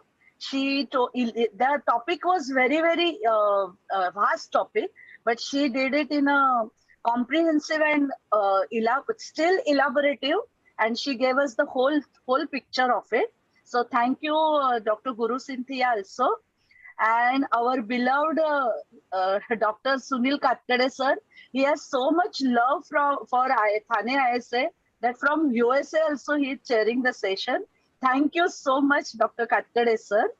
As well as I want to thank Dr. Anjali Patil. When I was hearing to her, I was thinking that we are also simulating that we are also going through the same cases as we are working in small nursing homes. Yeah. So we could relate ourselves to her cases. And thank you, Dr. Ajay, for your presentation and that cardiac risk calculator as well as algorithm you told us. Thank you so much for it. And I especially thank our scientific team committee, and in that Dr. Sonali Saraf, Dr. Nilima Kelkar, and our secretary, dynamic secretary, Dr. Manisha Ghosh. Because today our attendance was more than 180, maybe 200 it was. And that is because these topics were too good, as well as the presentations were excellent and our speakers were too good. So I am very thankful to our whole scientific committee, and special thanks to Manisha. And Jenica has given us a platform, and State ISA has given that platform to us. So I'm thankful to them also. And last thanks to our Vinit Jadhav, Dr. Vinit Jadhav, who prepared a flyer for us, and which was excellent to draw the attention of people to attend this CME. So I'm thankful to all of them, and it was a wonderful CME. Thank you, sir. Thank you, Amarja madam, and thank you, Guru Cynthia again. Thank you so much. Thank you, madam. Thank Thank you you, so much. everybody. Thanks, Meenal. Thank you. Yeah. Thank you, Good night. ma'am. Thank you so much. Thank you. Thanks a lot. Thank you. Bye.